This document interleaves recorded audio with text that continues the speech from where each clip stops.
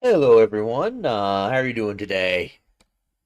I'm just getting ready to get the stream set up here. We're going to be doing a tier list today for the pull value for different characters as the current values for patch 6.4.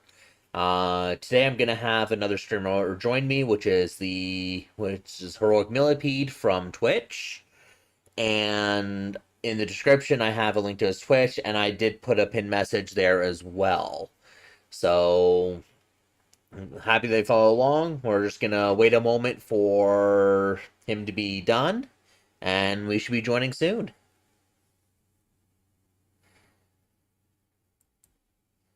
So I'm just gonna join here.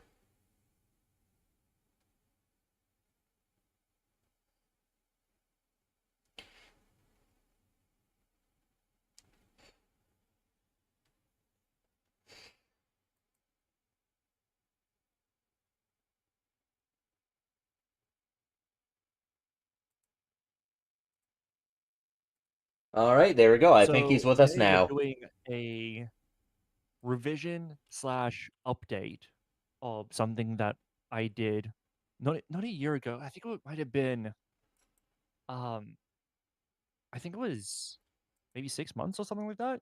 So I did this during the end of Natland, just before Innefa released, because what we did was we ranked the pull slash build value of each character in the game, including Innefa, but we only ranked Innefa based on her expected quality and pull slash build value.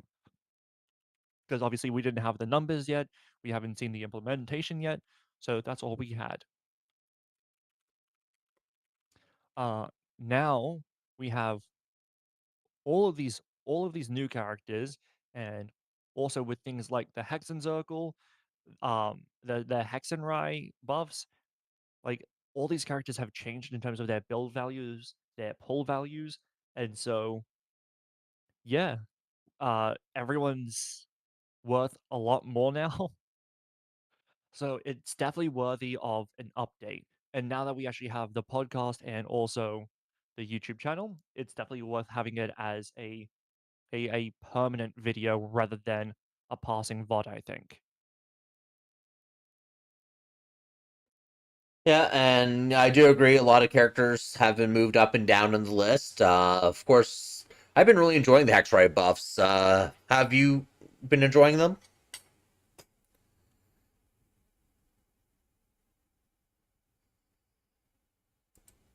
All right. And that's it. We should be able to hear you now. Okay, perfect. I was just There we gonna go. say hello, everyone, and glad to be here today. I know a lot of people did move up and down on the tier list accordingly as the changes happen. Have you been enjoying the Hexray buffs? Oh yeah, dude.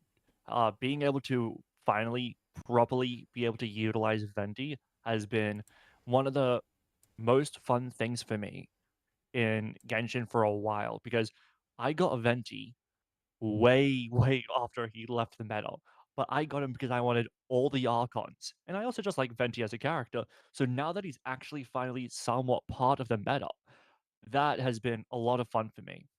What about you? I'll have to take your word on him because I've actually never got Venti. Oh, dude. Disappointing. I just never saw him as a for me character. That's fair. That's fair. All right. What about you? What Hexrite character have you enjoyed? What, like, buffed up character? Well, there's actually a few. I'm actually really enjoying the Mona changes because it actually brought a big buff for Milani. And Mhm. Klee's actually been now up towards Arlecchino level, which is actually pretty surprising. And Right. Albedo's no longer benched anymore. He actually has proper use now, in my account. Yep. I know Kirisuke's been using a lot more Albedo ever since Hexrai. All right. So I think the best way for us to do this is for us to first go over um all the changes in the meta before we add anybody else. What do you think? That would be a good idea. All right. So I think the first one we should touch is the biggest beneficiary of the new releases compared to where their relative position was is actually Goro. Because he was in Don't, he is very much not in Don't anymore. Well, he's one of Zabai's best supports. Exactly. Although I'm just wondering how much that'll stay relevant coming with the new character that's coming out next patch. So I don't imagine he'll stay. I don't. I do think, however, because of how relevant and meta Jabai is, having him in Don't is obviously just not fair at all. I think we could go pretty reasonably and fairly around tier 3 because he is not like irreplaceable in that team. If you put instead, if you put a Zhongli, it's not as good, but like it works, and he's going to get pretty soon replaced, so he's very replaceable. But it's definitely worth building if you care about Jabai. True, and a What do lot you of his think? value though is from a C6, so that Yeah, is a pretty high constellation to go for, especially for a 4 star that doesn't appear on banners very often. yeah, you need 7 copies, but there's also technically a higher build value as well because he benefits from Fav Warbo, which also means that he helps battery the whole team. And mine is built that way too. And since his Yep. personal stats do not matter, you can actually put him on Exile set 2 for further battering, and that's what I did with mine, just to help battery my Noel. God damn it, Norman's. Sorry, can you repeat that? Norman's did a redeem that kind of played over you a little bit. Sorry. Oh, I was just saying that for since his personal stats don't matter as much, like you want ER and crit rate for his reliability and for proccing the bow, but aside from Mhm. that, you can actually stick him on a 4 star set, so you can give him like 4 set Exile or 4 set Instructor if for what's to buy. Yep. Yeah. So his personal stuff doesn't really matter too much. So where are you thinking? Because I'm thinking tier 3. He's there mostly as like a placeholder because his other stuff isn't as valuable. And he's just waiting to get replaced. But even until he gets replaced, he's still pretty decent. He's definitely worth a build if you care about Jabai. And if you actually never get what's her name? The new character? Tier 3 is what, The good in a niche? wait, so what's the new girl's character? Like for the tier rankings, like tier 3, would that be considered like good in a niche? So I would say uh very usable and they have their uses, but it's not going to be like a meta unit. So like obviously tier 0 is if any sort of must pull character exists, it's them, right? Of course. Tier 1 Mm-hmm. is not must pull, but if you have them, it's an upgrade to like any account by a significant margin. I would say 1.5 is a strong unit. Now that's changed a lot with a lot of those units, unfortunately. Uh, Tier 2 is still just like a good, strong, potentially great unit in their certain teams. It's hard to say because it's not strict definitions. Because some people like, for example, Zhang, she's like the most meta unit for one character's teams in Varesses, but or Deluxe as well. But she doesn't really buff up that many characters that much. But she brings up a lot of characters quite significantly, even if it's not their best. Yeah, well, I know she's more of a niche character, is how I would define her. So Yeah, she's good in her niche, absolutely. but she's not in the meta. Yeah, yeah. I don't know how to give this one word because, say, for example, Skirk, she really, really benefits from Shenhe. That's a niche. But then we have characters like Zhongli, who's not a niche unit. He's a generalist unit, but in his generalist use, he's quite useful. He's still pretty meta in the comfort area. And of course, comfort's not necessarily damage, Exactly. but comfort does have a lot of value to a lot of players in Genshin.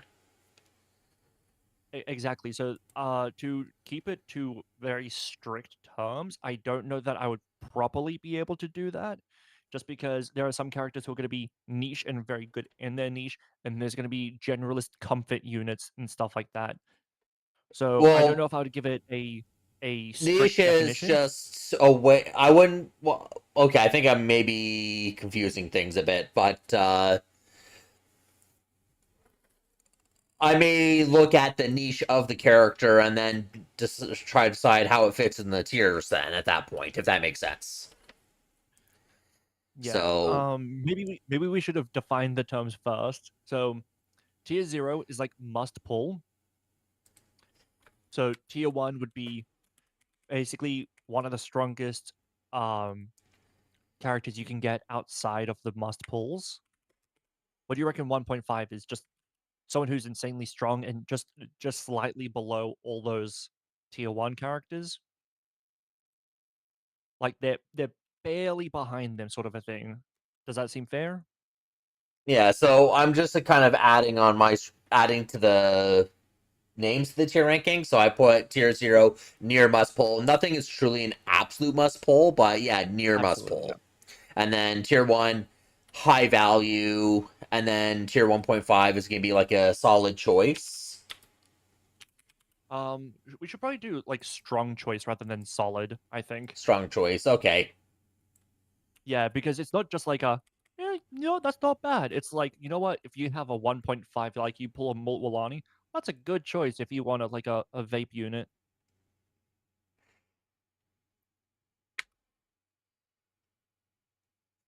And how would we want to label tier 2? Has good uses. Does that seem fair? Has good uses. Okay.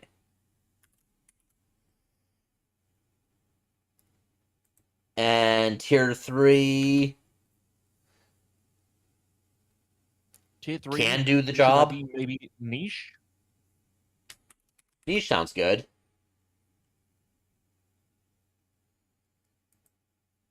Tier 4 should be only if you really like them. Um, Or is that tier yep. 5? I would say 4 if you like them. Tier 5 bad unit, and then the last one is just I leave it at don't. I think that's fair. Rather than saying bad unit, I would probably just say low value. Well, fine, low value. Yeah, that's fine. Just because it doesn't sound as negative. Not worth investment for the bottom one.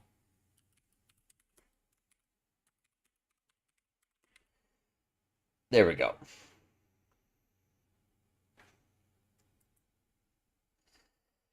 So going by this ranking here, I would definitely put Goro in tier 3. Yeah, tier 3 seems fine. I reckon. Do you want to start from the bottom and work our way up? Sure, I'll let you So pick out like, the characters that we're going to work on, and we'll go from there. all right. I think. Do you think that Ningguang has changed? Because kind of with Luna Crystallize, but I think she hasn't moved much. I would maybe put her tier 4. Well, I did try out Lunar Crystallize. She does seem very awkward for doing it, and the actual crystallized damage is pretty low. I've actually tried Lunar Crystallize with Noelle. Noelle just does it so much better as far as both Mm-hmm. damage and frequency of the hits.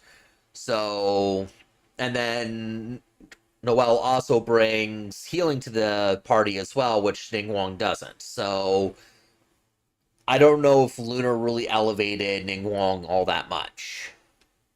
But I would say that it elevated her a little bit, only to like a tier 4 if we are elevating her. Do you think tier 4 to put her in if you like them is worth it?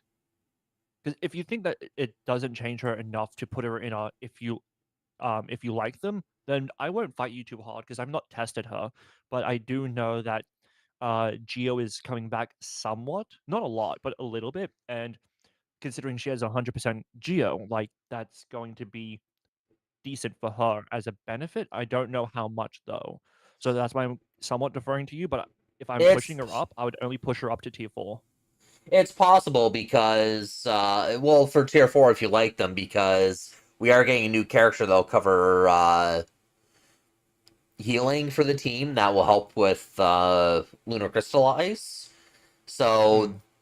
you could probably put a team together with her for there, along with Columbina, to bring that out first. So that, yeah, tier 4 could work. She would also probably benefit from Chiori, right? Yeah, that Chiori can be built with some good crit stats and such to help with its scaling. Because I did that in my last Abyss, where I used Zhongli for the Geo application and then Chiori to scale the Geo Crystallize or Lunar Crystallize damage. Yeah. Um, so well, the team that I'm thinking of, where it would probably be her most meta team, is probably her, Chiori, Columbina, and then Ilua. And Would then you concur replacing that that's Lua probably her with best team? the new girl. Linnea. Yeah, Linnea. Yeah, by the way, thank you, Matthias. But yeah, so do you agree that tier 4 seems fair? And that's probably her most meta team? It's possible to make her work, but it would just take a lot of investment. So Yeah. I So it I is a would agree, situation of only if if you you like like her, her. go ahead. Yeah. So that does feel like if you like her, go ahead. It's not worth it Yes. really, but if you like her, Yeah. you can get it to work. Um, I don't think Kujo Sara's really changed in her value or Chi Chi, but I think that Kave has in terms of like maybe not worth or if you like him, because with Columbina and also with Lauma, we have new Dendro and Hydro damage, and Bloom being a big part of it, Lunar Bloom being a big part of the potential damage. Him not being affected by it is pretty significant. Where do you put Kave? Well, I know Laoma will buff blooms as well as lunar blooms.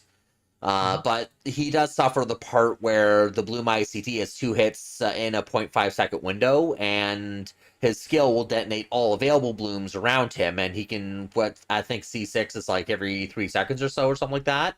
So you do still waste a lot of dendro cores with him in that regard, and he doesn't provide much benefit to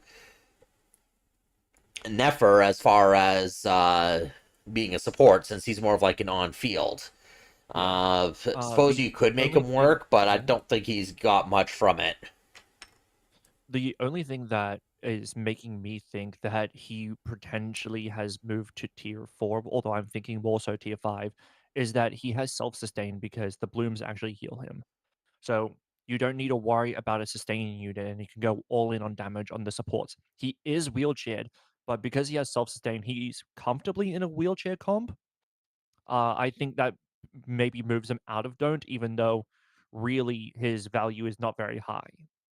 If anything, that could put him to low value, although bloom damage was cut down in Nodcry to like 1/5 of what it was. Yeah. So I think he's low value, even though it's like he's not very good. Yes, I don't think he'd be in tier 4. I'd put him in low value, because even with a lot of I could investment, it'll be difficult to make him work. I can agree with that. That feels fine to me. All right. So I think we're good on the don't and low values, unless there's anybody in those tiers you want to move further up. Because I think uh Jinyan, Fremine, Aloy, Kave, Chi Chi, and Kushasara are all where they should be. Well, first of all, with Jinyan, I did use her at one time as a pyro applicator for Milani, but all she would do is apply pyro that's not circle impact with her burst with a high ER build.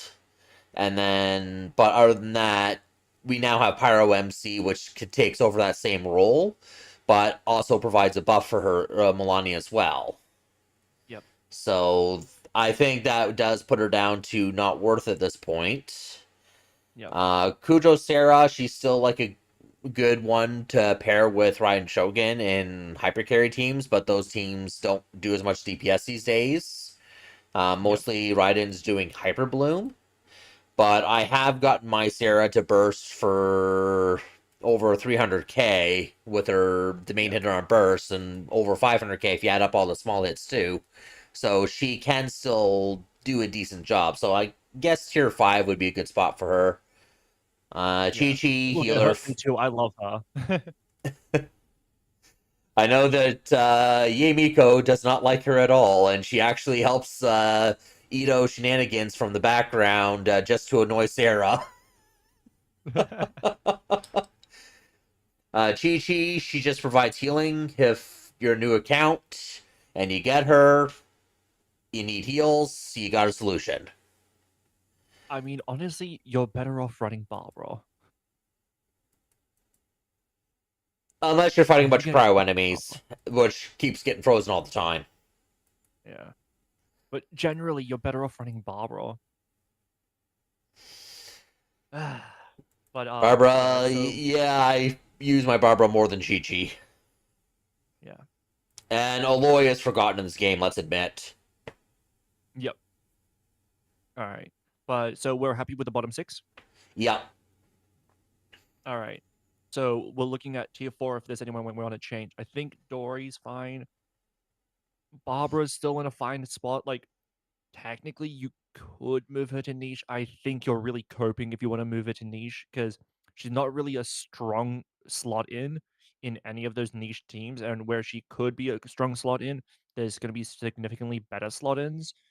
Amber, again, same sort of thing. Like, there's that flying Natlan unit, that local legend or whatever the fuck.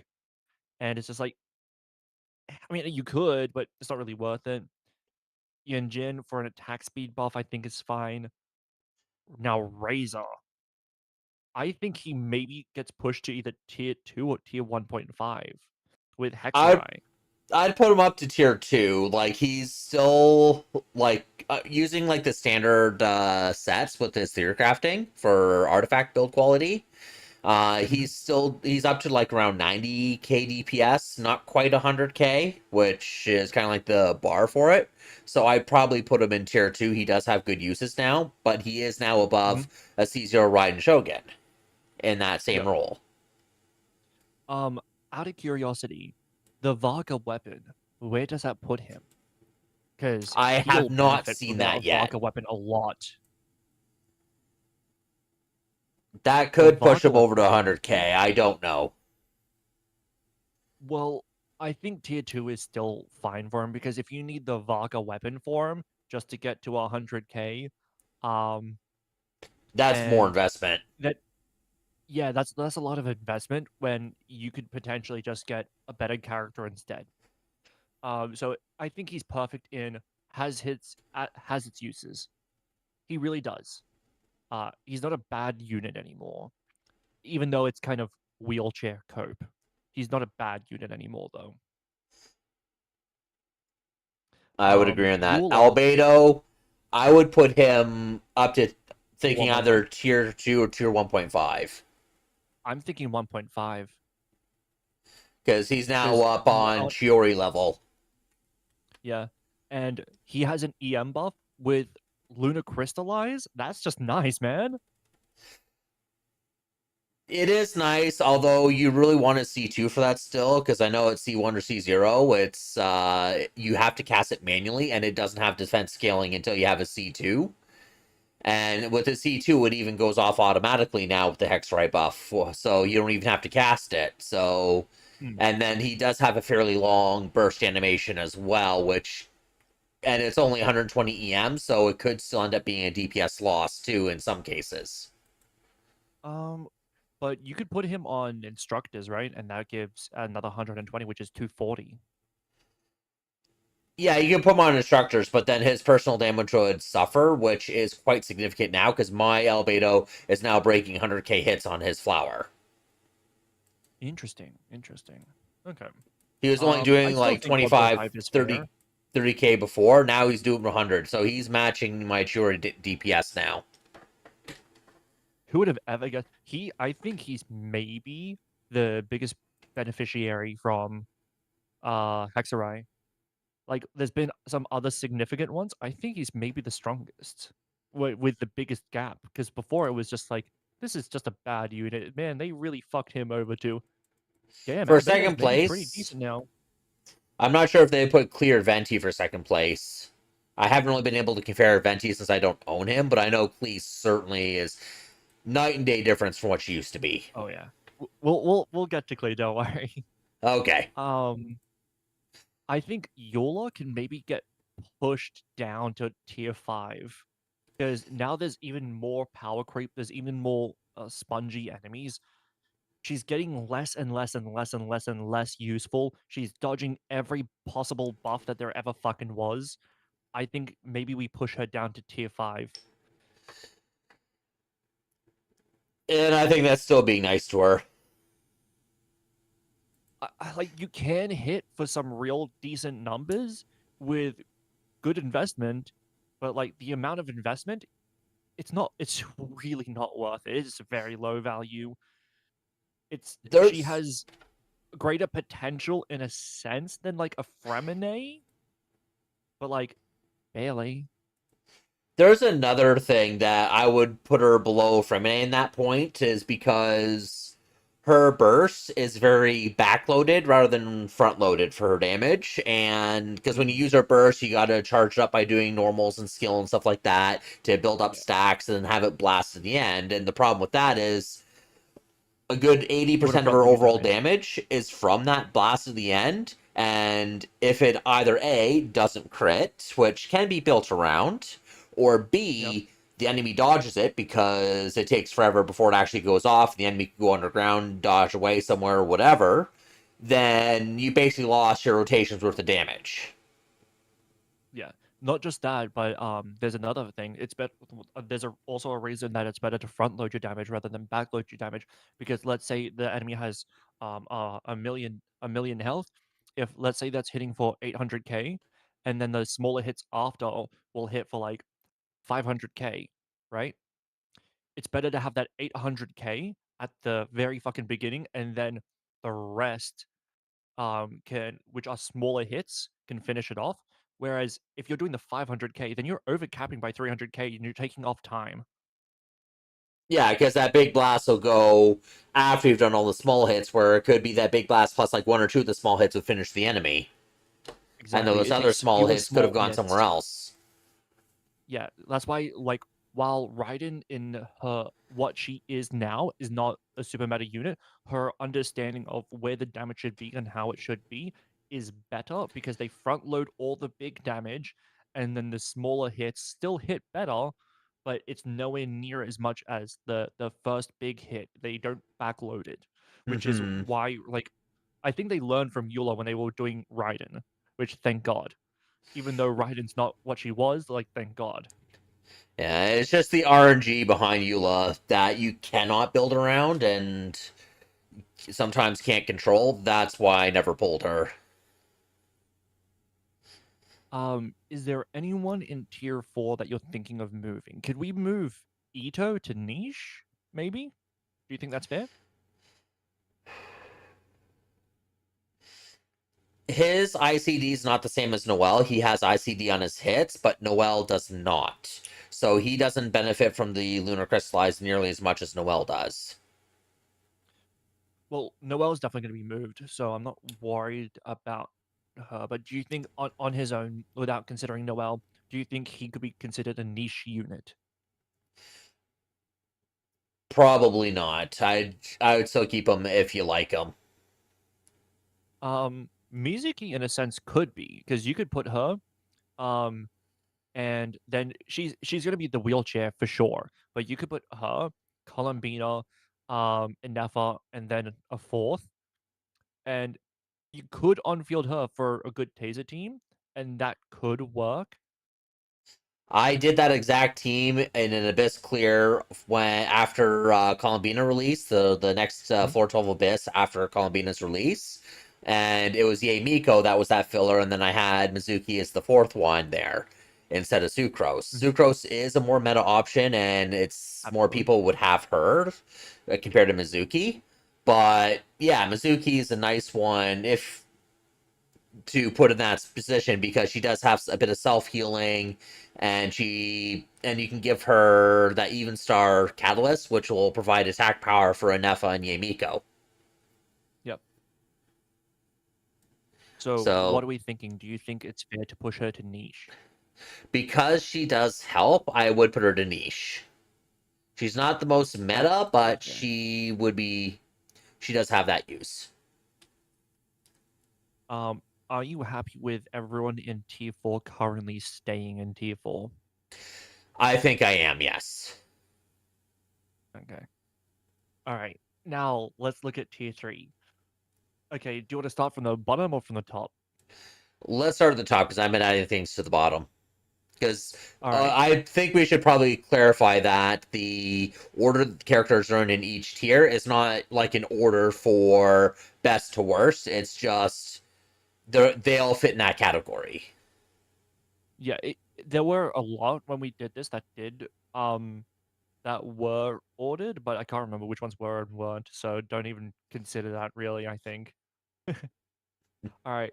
Sino, I think, has to be in tier 2 or higher. Agre- Like I'm saying tier 2, he could be tier 1.5, but I'm thinking tier 2.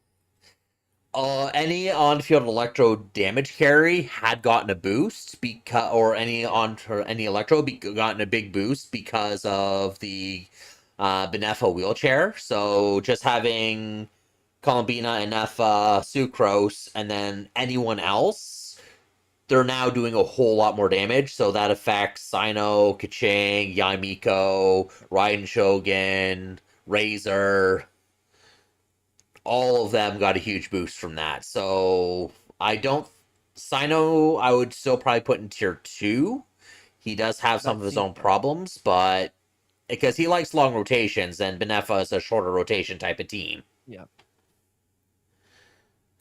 There is a thing with Sino now is that he did benefit from it quite significantly. Now he even outpaces Alhaitham premium for premium, which is crazy to me considering Sino was the trash unit of Sumeru. Now he outpaces Alhaitham, the best DPS of Sumeru. Holy shit, what a fucking turnaround he's got in. Alhaitham, And I would recommend dropping down because he's been power we'll crept, get to that, and don't worry. yeah. Yeah, I know. It makes me sad, but yeah. Um But Sino is a guy who's just been getting consistent buffs ever since his release. So a lot of people thought on his release, because he released before Nahida, he was pretty trash, and he was. He really was. He's been getting consistent buffs, and no one's been fucking talking about it. Nahida buffed him. Then came Fontaine. Farina buffed him. We have Natlan, Jalonin buffed him. Right? And Oh, then we get to Nodcry, and he's getting so many fucking buffs now. He's yeah. been getting buffs pretty consistently.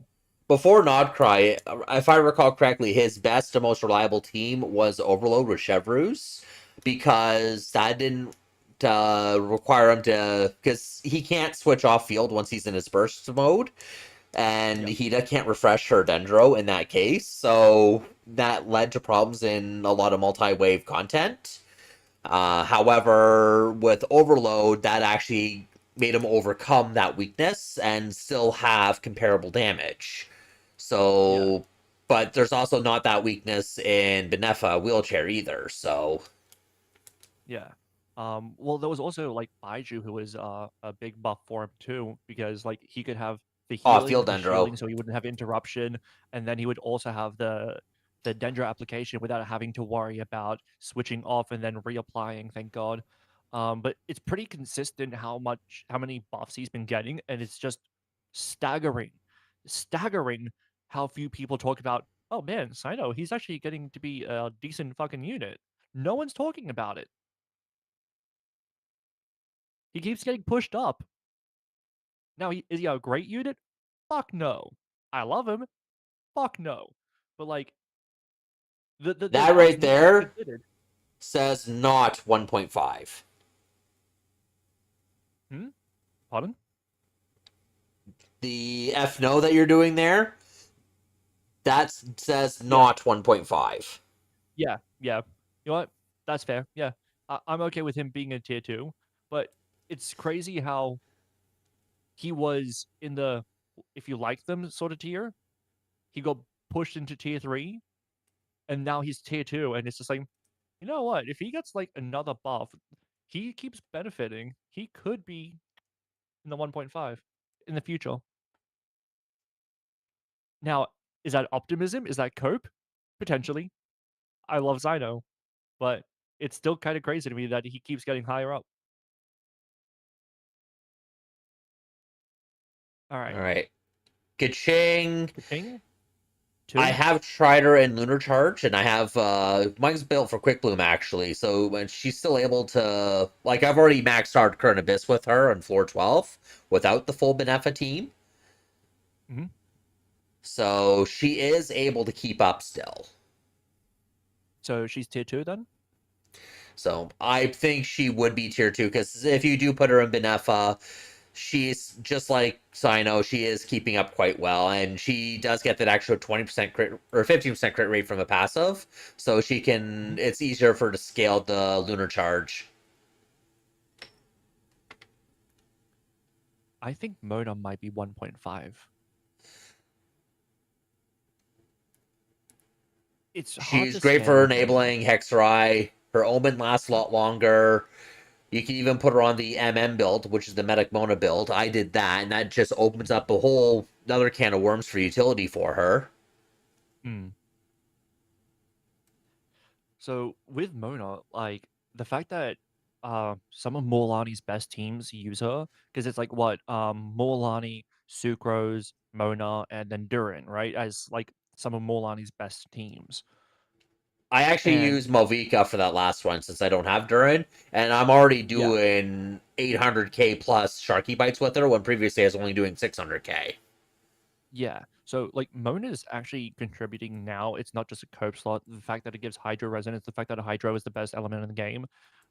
She's I will not accept anything lower than tier 2, but I would argue tier 1.5. She's gotten a decent buff from where she was.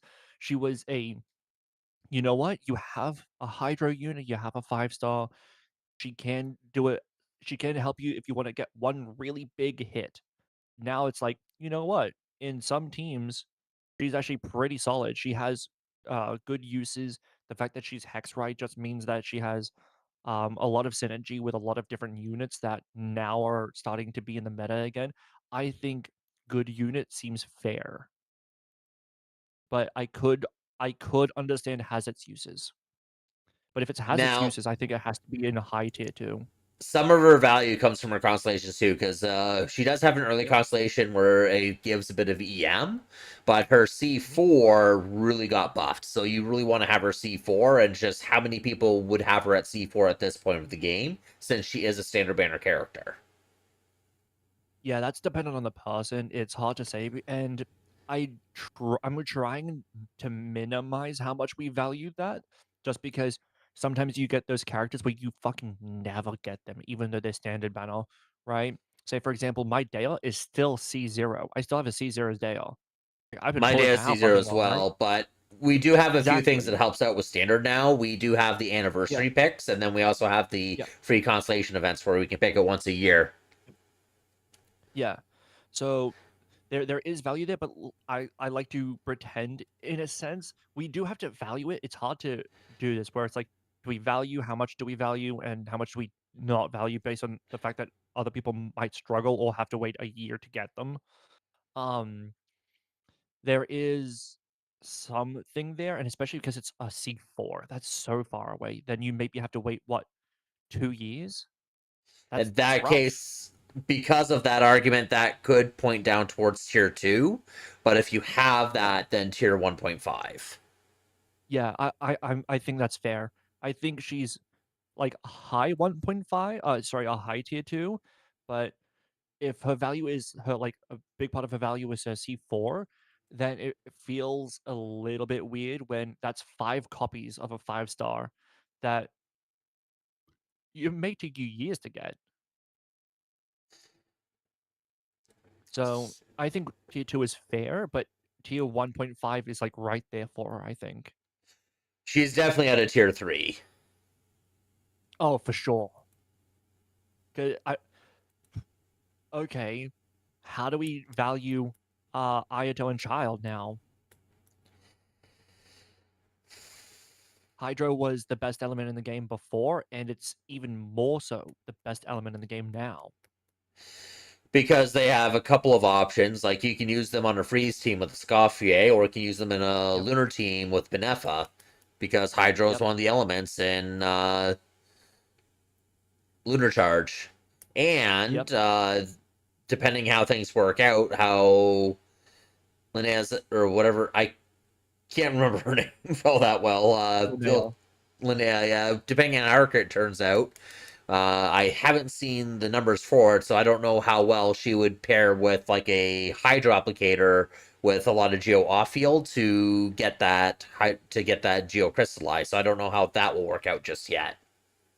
And not just that, they also have a lot of synergy with a lot of Hexarai characters. So you can go Durin Mona, you can go Durin Venti, you can go Sucrose, that you can go Fischl, and then you can still get that, and then also get Ascendant Gleam. So there is a lot of potential value. Like you could go, um, it's actually kind of wild that you can actually have Ascendant Gleam in a lot of teams and then also have Hexarai, which is fucking wild. The fact that you can get um characters like uh Benefa on like you can get Benefa on those teams and have it perfectly synergized is wild because it is damn near perfect synergy. I do typically value Ayato higher than Child. He has off-field application and his rotation is a lot easier to deal with than Child. Child is a lot more punishing if you fuck it up. From what I remember Um, hearing, I don't remember the exact second mark, is after you use the skill and enter the normal state, you can just keep an eye on the skill for when it hits a certain amount, and then you switch off him, so you know you're not spending too long on him. And that was like the easy way to deal with that mechanic, so you don't lock but yourself out if you on a. get interrupted, like you get hit out of it and you mistime it because you like are getting staggered or you're getting fucking juggled or whatever happens from damage on field, you can be really punished. I didn't know that about him since I don't play him. Yeah, I don't even have him, but like it's pretty punish. The cooldown is very punishing if you fuck him up. I would probably still keep Child in niche. That's fair. What do you think about Ayato? Because he Ayato, has off-field hydro. yeah, Ayato, I've always seen him as just as like a driver for a team because his Yep. personal damage scaling, he doesn't have a high ceiling. Mhm. And he is there, like, he does work pretty well as an on field driver for various things. And I guess now we have more of that. So he could go up to a tier 2, but I don't think any higher. I wouldn't put him any higher than that. Oh, definitely not 1.5. Definitely not that high. If it's tier 2, it's low Probably, tier 2.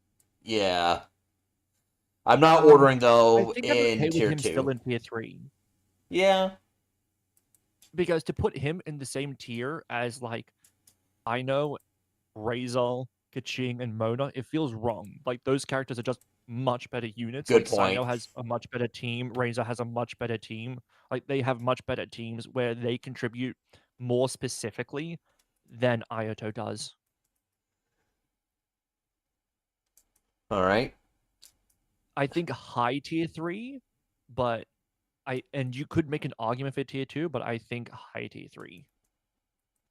Because he's just a hydro driver, really. You can use him as off-field hydro if you're lacking off-field hydro, but like that's kind of cope. Yeah. Sounds And I fair? don't see that much from his slashes anyhow for damage. Yeah. All right. DMC. So Lumine is going to be the DMC. Where Dendro do main we put her in tier character. 2? I don't think I would really move her all that much, because, oh, well, she does give like an extra 80 EM, but it is still very circle impact-ish, and Yeah. with her extremely high energy cost too, she's a bit harder to manage with her builds to be able to give her where you'd still want to give her like a set to add it, and she'd probably be the deep wood carrier if that's the case, taking the Hita's place. Yeah. Yeah, so if you're going Nafa, you could just go her instead. Um, so you'd be going like what Lama Columbina, DMC, and then you'd be going Nafa. And honestly, But this is kind of a cope unit. This is if you're just that low there to take up investment, that slot. her Dendro application is not really that important. It's just what does she bring to Nefer? It's more Nefer wants the Hydro with her to be able to get her charge attacks done. And if you're Yeah, just needing a Dendro for that spot, you can actually just throw Yao Yao in there instead, and she would actually provide sustain. Because if you're yeah, that low budget and don't have Lauma, you definitely don't have Llama C1. yeah, So I wouldn't put yeah. her higher than Yao Yao at this point. Yeah. I think keeping her in tier 3 is fair, but it was definitely worth a conversation. Yeah. Here's two interesting ones for me. Lisa and Beto.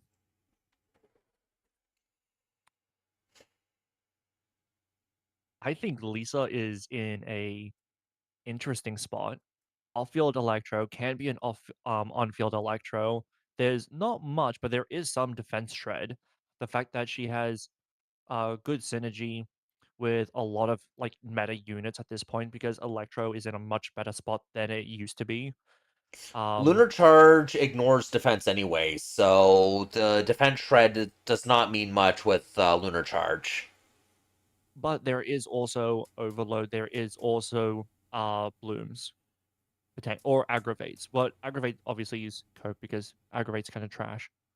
But there is Overload as well. Lisa C4 in Aggravate in AoE, where if the enemies are close enough, she hits multiple of them each multiple times. So she can really Mhm. trigger a lot of aggravates that way and get a lot of damage, but that's like a very niche type of encounter and is Yeah. not as useful on bosses. And her burst area is pretty small, so movement is not her friendly point. So her burst area is kind of small horizontally. In terms of verticality, there is no limit, thank God. Like that's like I wish her circle was wider, but the fact that there is no vertical limit is a little bit of a nice quality of life situation, I would say. True. Um the fact that she's a catalyst is, I think, also a really nice thing. So because you could put her on TTDS, you could put her on Hakushin Ring, you could put her on Prototype Amber, and she could fit many different roles. There's also value there. And a prototype Amber and a Benefa team can also be nice because there is sometimes damage that may get past shields, but not that much, so that can easily keep up. Yeah, exactly. Um, it's not like a super unit by any means. As someone who loves Lisa as well, and I love Lisa's kit. I know it's not a fucking meta kit. Don't worry. Um, she's very flexible. I would say she's very flexible, even though her numbers aren't phenomenal. The fact that she's given at the beginning of the game means that you're always going to have her. You don't even need to worry about, oh man, I need to invest by pulling on her on this banner. So there's no real issue of pull value You because can get her you twice a year start with from her. the in-game shop too.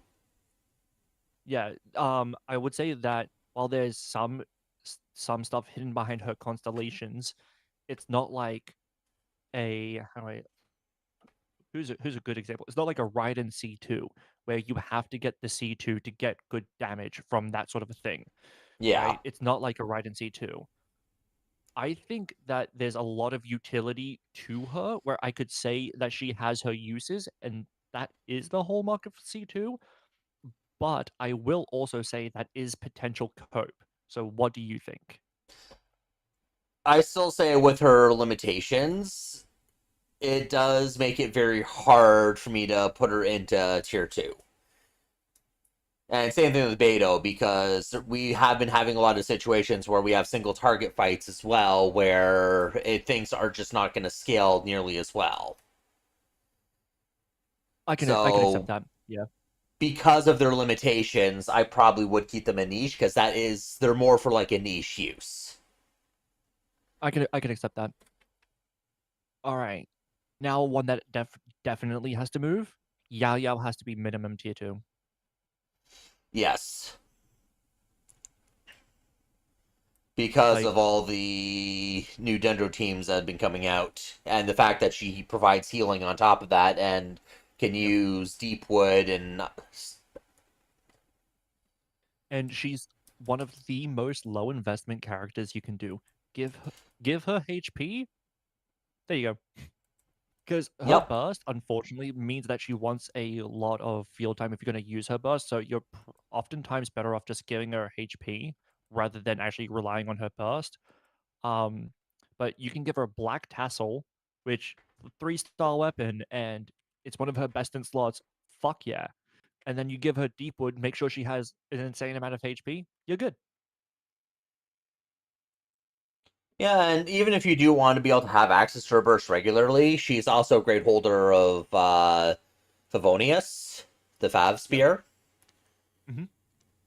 And that Absolutely. Yeah. does help the party, and you don't even have to use her burst every rotation, but what I found when you do use her burst, she does heal enough anyways, because mine has a Fav Yep. Spear, and I'll just jump around on her like twice, where it's like a second and a half extra, and it just gets a few ticks out, and that's enough to basically top off my party still. So it's very easy for her to heal up your party. Yeah. Yeah. She's just right now in a shockingly solid spot, way better of a spot than we expected. And speaking of way better spot than we ever expected, Noelle. She might just straight up be a good unit now. I would put her up in probably tier 2 She's either because, tier 2 or 1.5. mm,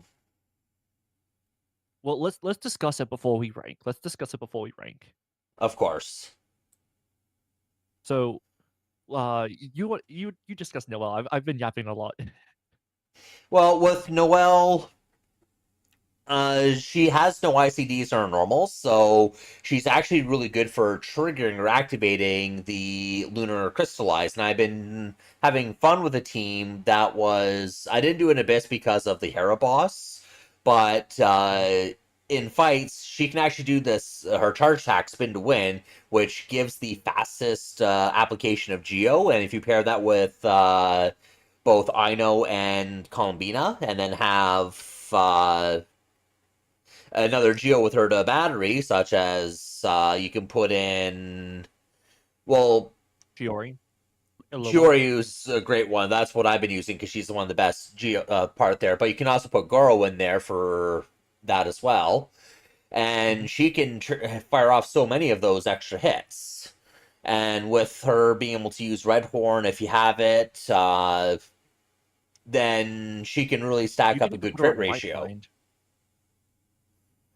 Yeah, White The fact Blind that you can can even work, put her but on Jet Blind, and that's really good for her. there's a crafted catalyst as well. Let me actually double. Not crafted. I mean Did you say crafted Catalyst? claymore. Crafted claymore. Let's see Are you talking here. about the Fontaine one, the Tidal Shadow or whatever it is? No, it's a Nodcry one. I'm I just don't remember finding what it. the not great names are. I'm just looking for it now. Um, mm,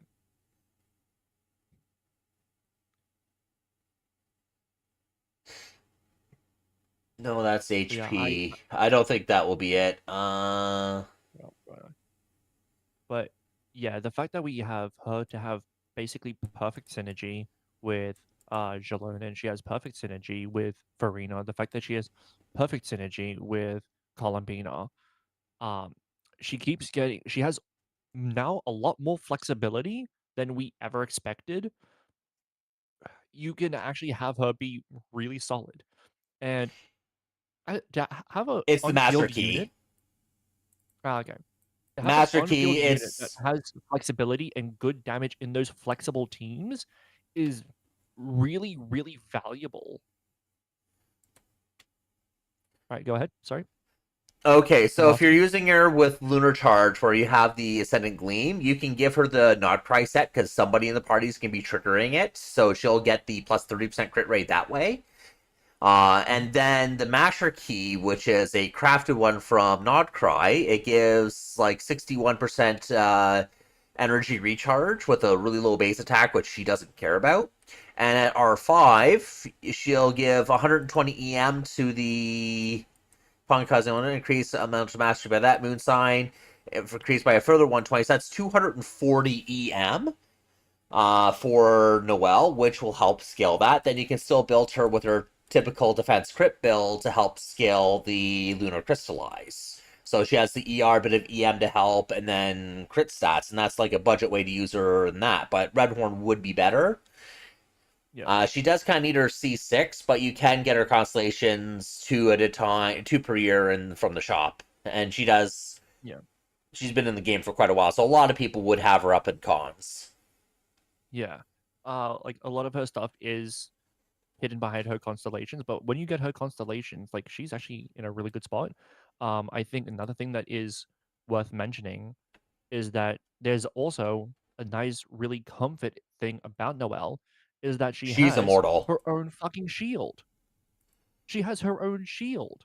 So that means you don't even need other sustain units. She's a perfect DPS that's flexible right now while not needing any sustain units and only needing damage units. That's really fucking nice. It's like the old meme when it like if you looked at like stereotypical RPG roles where you have like the damage, the DPS, the tank, and the healer. She's all three roles in one. Yep, 100%.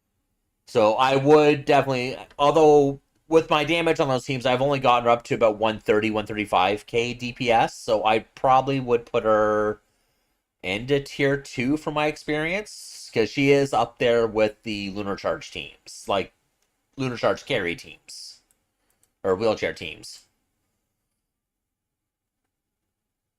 I'm not upset at it. I'm willing to accept it. I'll accept it. That's fair. I can accept that.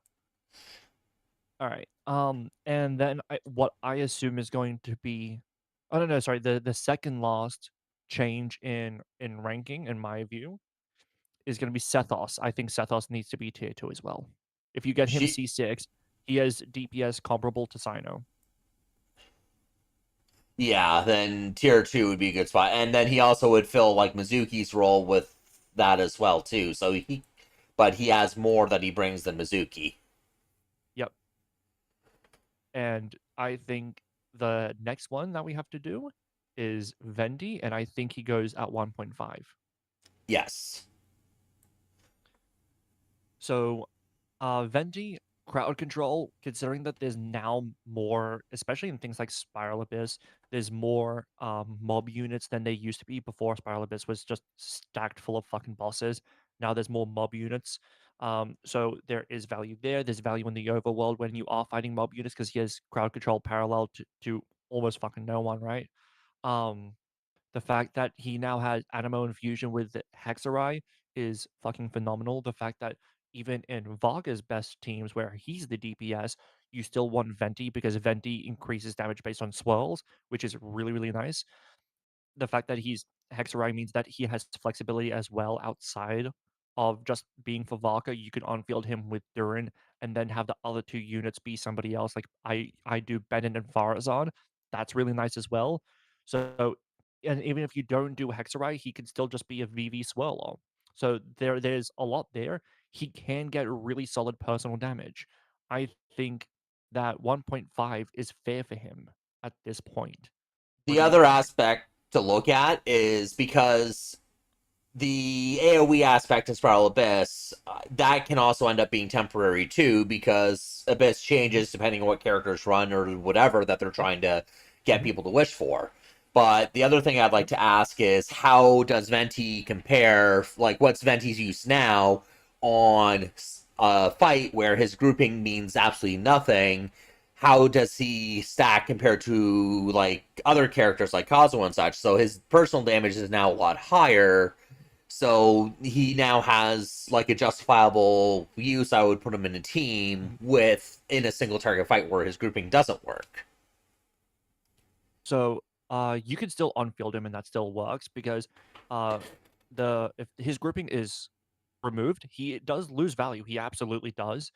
Um, but it's not like he's useless like he used to be. He used to be useless if you couldn't group with him, but the fact that he can on field now is pretty strong. The fact that he has a new signature weapon is pretty strong. Um, so and it's like while you might say, well, yeah, that means you're going vertical investment with him, and then if you're going really high vertical investment, anyone else can be meta too. I would say he benefits more from these vertical investments than other characters do. Um, and so I would put him into a better tier because of that. If you remove his burst and crowd control there, you still have the on-field animo damage, so you can still put in really good numbers. Say for example that was that new Nodcry mech boss. Well, I say new, it's not that new, but the Land Rover. Nodcry mech boss, you put him during Bennett, Farazan, and you can still do really good damage with him. If you don't have like someone with a lot of fast pyro, like say for example you don't have like a Alikino or a Mawika, you can do that and that works too.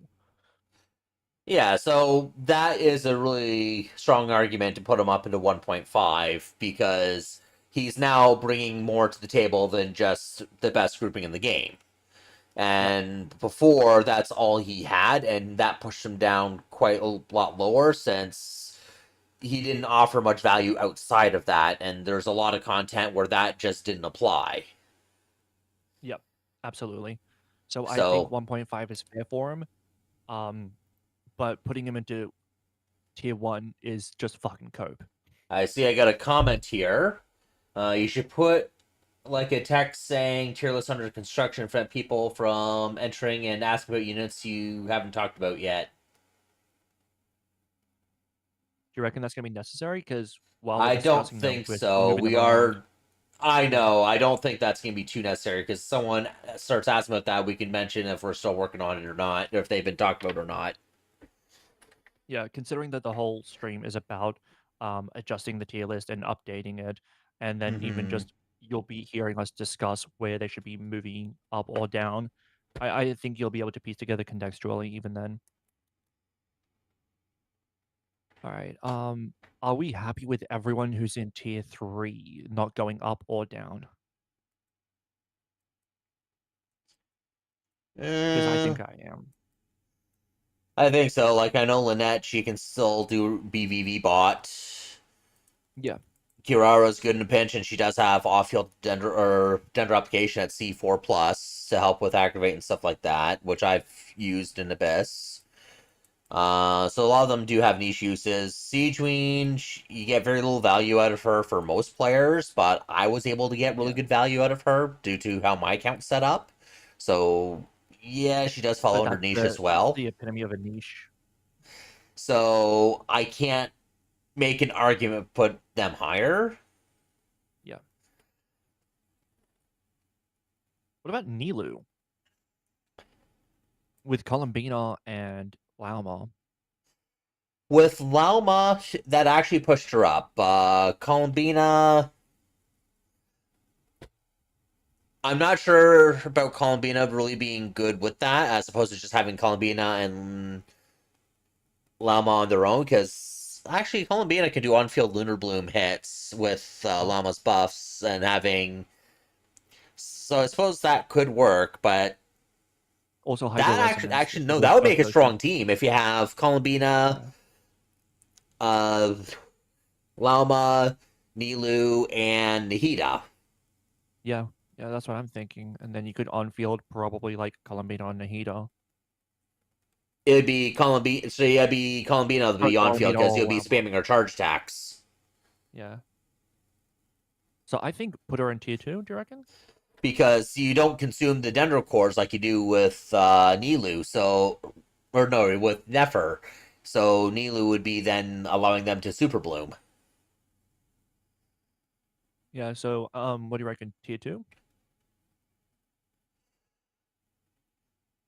Tier two probably would be acceptable because to really use that team, you really want to have like a C1 Lauma for the healing, Yeah. Yeah, because that's gonna be a and lot that's of even more damage. investment. You could instead of Nahida, you could go somebody else. Like you could go Yao Yao and put Columbina on Prototype Amber for so you have dual sustain. Prototype Amber being actually a really good unit weapon for Columbina, but Or then Baiju. again, that's still or you can go Baiju. Yeah, there are ways that you could work around that.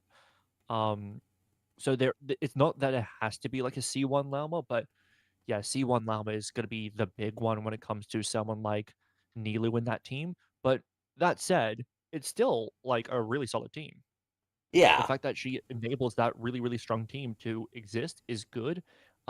That said, it's not going to perform as well against bosses, though bosses aren't the only thing in the game. So I think tier two is perfect for her as it's definitionally has its uses. Yes.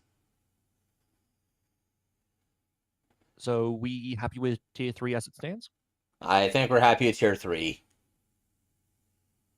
All right. So tier two. Um, right away, I think I want to move Kachina down. Yes. She's not her geo application is pretty low, and she doesn't really feel the Cinder City is not nearly as important these days, with especially with the new lunar stuff. So I'd probably put her down to low value.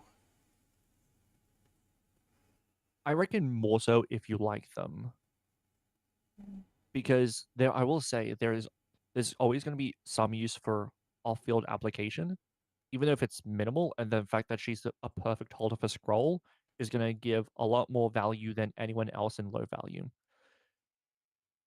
I suppose we just have a lot more scroll holders now that can handle it. Like we now Yeah, have Einstein and such, and yeah. So I think I wish she was higher up because I actually like Katrina as a character, but the reality is that she was gifted to us and she was a perfect holder of the what was at the time the best artifact set supportively in the game. It's just not the case anymore. all right. Well, I guess we'll put her Um, in if you like them, but we do yeah, get her for free by doing the Archon quest in Natland, and then you just really want to stack ER on her just to be able to put her burst out reliably. So she's fairly easy to build, so you don't need much investment in her at all. yeah, absolutely. Her being low investment is actually really nice. But again, the value she brings is not much. Okay, so right away, who are we thinking? So remember, we from Sino upward is all new characters. Is there anyone that stands out to you as worth moving? Well, let me go in order for how I have them in my list here. I Mhm. see Zhang Yun, Cloud Retainer. She does have her I uses where I think she's, that's still perfect for her. yeah, I think she's fine there. Jean would be under Cloud Retainer in that regard. She does the same things except she doesn't enable the plunging and doesn't buff plunges, but most of what they do is the same. Mostly, yeah. Uh, I think that she's gotten a little bit more useful. Well, she's gotten a little bit more buffed with these new units than Zhang Yun has, but overall, I agree.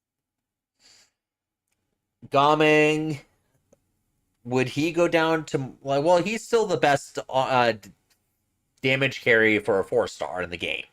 He can still pull off like 300, 400k, and really well investments I've seen pull off 600k plunges with them. Yeah, if Sethos and Noel are in has its uses, he absolutely has to be in has its uses. Yeah, so he's still there now. Candace, she used to be with her C6 like one of the best vape supports for Arlecchino, but Yeah, Arlecchino isn't really doing that nearly as much with Sitlali being in the game. So yeah. she probably could go down to niche. She could. The fact that she buffs normal attacks does that buffs Flynn's as well though, but most of his damage comes from his bursts. Yeah, Hmm. it's from Lunar Charge, and that's why he doesn't really want to have Rain on his teams because he doesn't really scale off of the bonus damage. And her bonus damage buff is strictly to normal attacks only, not everything. So Yeah. if Farina has no use there, Um, then her buff won't have that much use, and she's just applying Hydro, which we have other options that do a better job at that and provide more than what she would provide for the Notcry stuff. So she I also has prob Hydro and Fusion. So it's not that she also does off-field Hydro, which she does do at C6, but she also has Hydro and Fusion. So true. there is some cases to be made where, say, for example, if you want to go Farina, you can go Candace as well, and you can on-field Farina, and then you can go like another 2 units. Like you could go, let's say Escoffier Zitlali, and then you could on-field Farina if you wanted to. But I think that's kind of starting to get into cope territory. So That is extremely cope. So, yeah, so I and think we're gonna go niche. I think that's fair. yeah, because I did try using her with Lonnie beforehand without her C6, and Yep. I was able to get it to work where I was able to get Pyro back and continue with Pyro there, but it was not one of her strong teams back then, and that was before Hexerai. Well, it's one of her like not like one of her strongest teams, but it's not a bad team for Morlani at all. Um, but the second you get a C6 on it, it instantly becomes a lot more inconsistent. So I think she's really starting to get into that niche category, which is a real shame. I love her, but I think niche is fair for her. Now, What do you think about Yaimiko. Kokomi? Oh, you want to talk about Kokumi next? Yeah, because Candace was ahead of Kokomi. What do you think about Kokomi? And then we'll go Lanyan. Yeah. Let me find her here.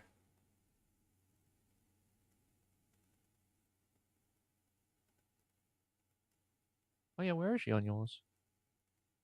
Oh, I didn't put her up there yet. Oh, okay, my bad. Oh, okay. Okay. Um, yeah. So Uh, also Lanyan's not there. I don't think because it goes Kokomi what then tier was she Lanyan. in? They're both tier 2. Tier 2. Okay. Okay, so with Kokomi, she has like I've rebuilt my Kokomi to support my Nefer, just so I don't have so I can see my Columbina for other teams. Yep. And what I did with her is I changed her weapon out to sacrificial fragments, just so I can have the reset in the skill for better jellyfish uptime and for reposition options. And then I also gave her 4 set instructors so she can give 120 EM buff, EM buff. which my Nefer Mhm. enjoys. And I do Yeah. find that her style of Hydra application is more reliable than Barbara when it comes to be able to get the charge Oh yeah. tax off on Nefer. So, and I've actually been able to do some pretty good stuff with her, and I even did that my last Abyss as well with it. Yeah. I actually love Kokomi. Mine's C2 actually. So I accidentally got the C1, and then when we had the constellation earning, she was the first one I got because I was like, you know what, like I got a C1. I use her pretty regularly as an on-fielder. Actually, I was like, fuck it, I'll go for a C2. I'm just gonna invest more in Kokomi when I can, just pretty easily. As long as it's not gonna cost me, I'll invest in her when I can. Uh, Um, so at C1, she becomes a very decent on-fielder if you go mono hydro, and her on-fielding in mono hydro is actually pretty solid. You can go her Yelan Farina, and then the next unit you can go between either Kazuha, Jalonin, or Escoffier, and it will work. It will actually be really, really consistent, and it will actually be better than whatever it is that you expect. The fact that she has solid off field is also really, really nice. The fact that she's a catalyst user, so you can put her on things like TTDS, you could put her on prototype Amber, you could put her on Hakushin Ring. The fact that now we also have lunar reactions and she's Hydra, which is the best element in the game, is really nice as well. That said, agreed. I still think she stays in tier 2 and has its uses just because like she works in all of those things really, really well. None of those things are made for her. What I'm using her now, mine is currently Constellation 0 for my Kokomi. But if I were to get constellations on her and still use her for my Never team like that, her constellations do not matter at all. So I have not been tempted to really try to vertically invest in her in that regard, since I'm not really trying to go for that playstyle with her. And even then, she's still bringing a lot of value to my account. And then even in Imaginary Theater, for example, she's a good, like when we have Hydro in there, she's like a good spot healer, and then adding EM to the team with the way I have her built, it's just more utility that she brings for a very low Mhm. investment character. Yeah. The fact that she has so little investment, just give her a fuck ton of HP, you're good. Give her HP, and you're good. You want to put her on any of these other weapons? You're fine. Go ahead, do She that. has You want to put her lots of on Ocean artifact Reclaim? Go options, ahead. Hmm? and it's very easy to get her to overheal. Like being on a 4-star set with instructors or whatever, I still heal plenty on her where I have no trouble surviving in the worst of content. Yeah, and the fact that now with a lot of bosses that you have to heal out of their debuffs, she's actually really, really nice for that. But I feel like Moonfly. it'd be a little bit cope to put her in 1.5. I think she's high tier 2. Yes. What do you Well, think? I totally agree with tier 2 with her. She is there. Yeah. I would fist fight you if you're telling me she's tier 3 though. Oh, no, no, no. I would not put her down that low.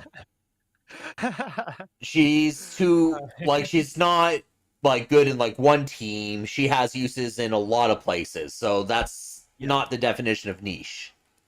Yeah, she's very much a generalist unit, much like Zhongli, which we'll eventually get to. Lanyan, I think, is still perfect in tier 2, though I think her value in tier 2 has diminished. So she'll be, I like, a think she's low lower tier end. 2 than she used to be. Well, she does have, theoretically, the strongest shield in the game. But the problem with that is that you need to count on her shield resets to build that back up after taking damage. If you do take like one big single hit, it's still gonna pop her shield a whole lot easier than Zhongli. Yep. But she can bring Um, VV Shred. yeah, but I mean, at that point, if you're relying on the VV shred to bring her utility to tier 2, every VV shredder could be up there. Like fucking Sayu could be up there. Lynette can be up there, and then it's like, what's the point of the tier 2? Um, I Well, think, that's not my point. My point but was that yeah, if you consider her shielding, if you need her there, like for example, if you're gonna use it with Arlecchino, and then you throw Bennett on there, and then you throw in like Sitlali or something. You can still actually not Sitlali. You wouldn't have her there. You have like it's a lie. Yvonne there. Farina. Oh no no no. We'll go Candace. There we go. We'll get Candace, on. okay, Candace, C6 Candace. So Yep. in that case, once you put Bennett's stuff down, you get Pyro on the boss temporarily until Candace's things takes over. Then you can just do a quick swirl with Pyro and get that shield up for defense for Arlecchino, and then you can start going ham with Arlecchino's damage. So you can Yeah. still get good use out of her in that regard. Oh, I'm not saying that's all what you were saying is that just Vivi can put her up high. Um, but It's just a big part of her added to what yeah. she has as a whole. Yeah, it's just that a big part of her utility, like half of her utility is something that can be held by a wide variety, and the utility that she brings of um her NA shielding, which is hidden behind her C2, mind you, as well. That's not as useful as it once was because characters like Arlecchino are not as useful as they once were. That said, she's still definitely tier 2, I think.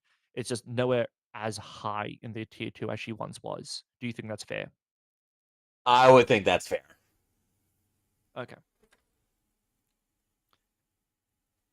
Yai Miko has probably gotten buffed to maybe 1.5. Maybe. Okay, so I am a Yamiko main, big Oh, time. really? Could you tell?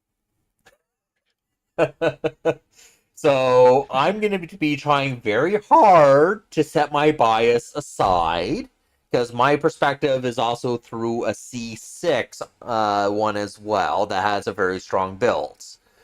You're going to Uh, fail to set your bias aside. I can tell right now. I can tell right now. so now let's look at her limitations and what she brings to the table. Uh, Now, limitations, she's more set up for long field time use and long rotations. Oh So yeah. she's not very good at acting as a support on a team because she still wants at least like 8 seconds on field, which is way too long Yeah. for support. So she's not going to be replacing Vishal, that's for sure. Not even close. However, she does deal decent damage at C0. It's not the greatest damage. I haven't seen that many good Yamikos at C0 where they're really kicking out a lot of damage. It's mostly like Mm, 20k totem hits. And mm, at like 20, maybe 30k DPS, that's not really much contribution to get to like a 30k. So she's really, in that sense, getting carried in that on teams. But as far as Lunar Charge goes with Wheelchair, she can be a good because she ascends with crit stats. Her weapon has crit on it. She can actually stack up both attack and EM, which really helps out with the lunar charge damage. So she can be a really good contributor to the lunar charge damage, and the fact that she's constant and how lunar charge will continue rolling throughout the whole rotation and not when she's just on fields. She does help scale with it quite well overall. So she is really good with that, but due to her personal damage being lower than, say, like a Sino, then that probably evens it out. I probably would still keep her in the same tier as like Sino for Lunar Charge if you have her at like C0. So I think that while in a sense, she's better. I think that her place in in the meta is actually kind of worse. The fact that we have significant buffs to all Hexray means that Fischl has greater utility. If you're going for Overload Hypercarry, we have Auroron for like attack buffs. If you want off-field Electro, and if you want on-field Electro, she's not really the go-to. And then the fact that if you want to go off-field, she demands so much time for an off-field. She demands so much on-field time for an off-fielder that it removes half of the utility of having an off-field Electro applier. I think that she's still tier 2. I don't think that we put her down in tier 3. I don't think that we can put her in good conscience in tier 1.5 either, though. Like, the amount of Setting my bias on-field time that she aside, demands is ridiculous, considering that she's supposed to be an off-field unit in, like, today's day. I can't argue 1.5 once I set my bias aside. And even with my bias, like if you look at, I did a DPS test with the Benefa team with Sucrose with my Yaimiko, and looking at the damage spread for it, Columbina C2R1 pulling 33% of the team's damage. Inefa C0R1 pulling 32% of the team's damage. My Yamiko also pulling 32% of the team's damage, matching a C0R1 Inefa at C6R1. Yep. Uh, And you're on-fielding her, right? Or are you on-fielding Sucrose? well, I go back to Sucrose periodically, but I do on-field Yamiko as well because the way my EI scales, she can also benefit from the EM buff from Inefa's burst. But aside from that, she is. I did get her. I like calling it Lunar Fox or Moon Fox team, and I've gotten that to like 190, 195k DPS, which is downright insane for a Yamiko. But again, at C6. C6R1, she's now basically a match for a C0R1 and EFA. Yeah. So Yeah. I can't put her. So at C0, I don't think she could go any higher. I don't think she deserves to go up to tier 1.5 at all. Yeah, I view her similarly to, like, in a way, I see her as like a 5-star Lisa in just a better capacity.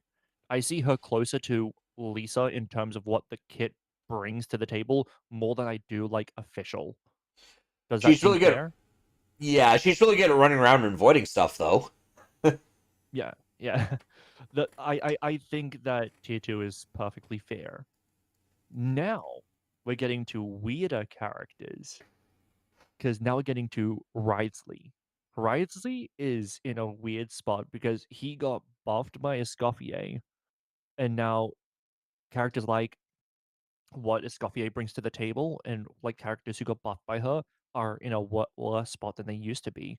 That said, Wriothesley is one of the people who has been hurt significantly because while he can benefit from things like Hexrai, because you could put Bennett and Durin and Sucrose on the team, then that's just so fucking wheelchaired, and you could put somebody else there instead and just benefit more. I know you can make Um, him work with like decent damage in teams, but he does need that investment. So yeah, I think if he is tier two, which he is, I think he might stay tier two because the fact that he can self shadow is really nice for if you ever fight the Suwani, which they put in IT every now and then. Self shadowing is nice for characters like that. I think he's lower in tier two than he used to be. I still think he's tier two though. Do you think that's fair? yeah, he's also good against Skirk spots as well. That's currently in Stygen. Yeah, yeah. But his DPS isn't quite where it is, and even Ayaka, I would probably consider the same. Like you can definitely build them up to make them work with their premium team, so you can they would have their uses that way, but they do have their shortcomings. Do you think Ayaka should be in tier three? She might be because with things that don't get frozen and can move around, you can end up missing a lot of hits of her burst when they're not frozen, and So that you're really losing a hurts her lot of her damage. damage. Yeah. As someone who loves Ayaka, I have her on my free to play account, and she's been an enormous help on my free to play account. It's largely been because I have a C1 Shenhe, and I have a Scoffier, and I have Farina. Like, she is not the big contributor to that team. She's just not.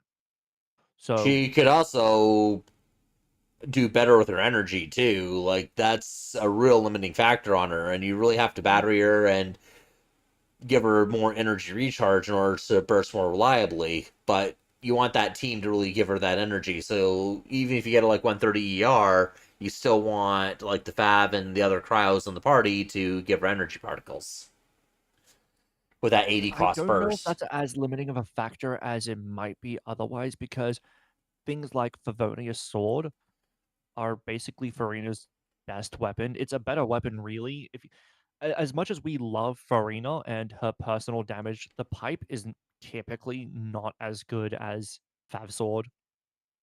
Like, if we're being honest, the pipe is typically not as good as Fav Sword, so the energy's not that big of a problem if you have an R5 Fav Sword, which most people do. And then Fav Lance is one of the better options for Escoffier as well.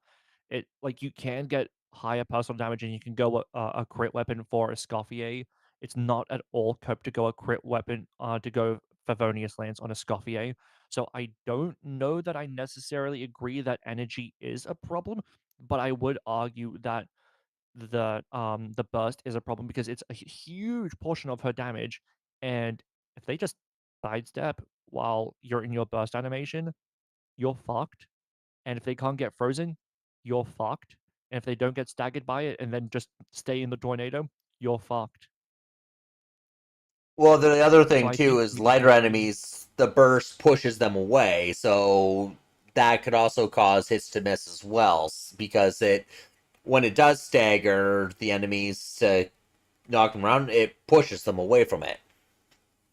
It's a repelling Yeah, force. I think that puts her in a similar problem as Animo Traveler, because Animo Traveler throws them away, and then you have to try and catch up to them so you can start doing damage to them again. I think it puts her in the same tier as that. You could also go like, oh, but then she also gets fucked up by C6 Benny. Yeah, I think niche it is. I think tier three Yeah, is fair. I don't really see Yaka being used with Bennett though in a lot of cases because of Escoffier. I would say, well, Escoffier, yes, but then we also have Hexerite, so you can go Bennett, and then you can go Duran Sucrose, I haven't but tried that then since you're I don't losing, have Durin.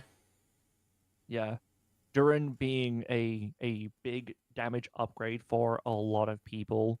He does do quite nicely. I think we'll get to it. We'll get to it. Yeah. I think tier three. I think Ganyu stays tier two because she has off-field cryo. The fact that her cryo can be off-field is quite nice. I think she stays in tier two.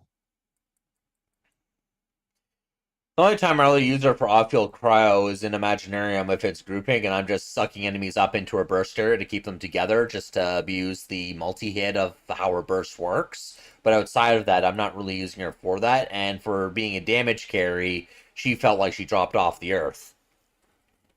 I would say that she benefits from Escoffier just like the other two did.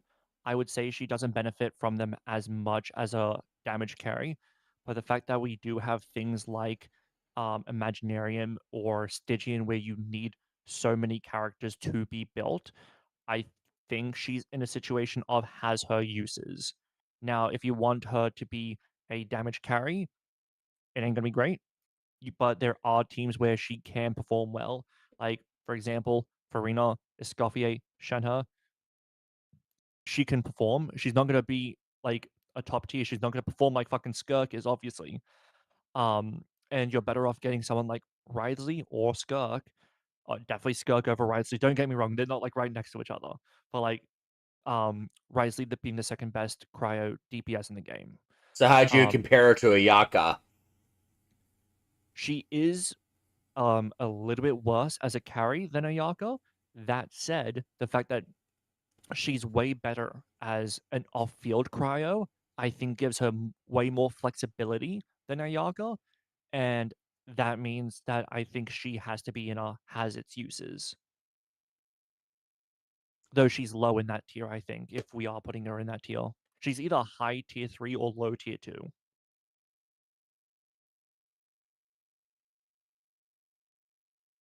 I'm just saying the damage of her burst hits that she does do.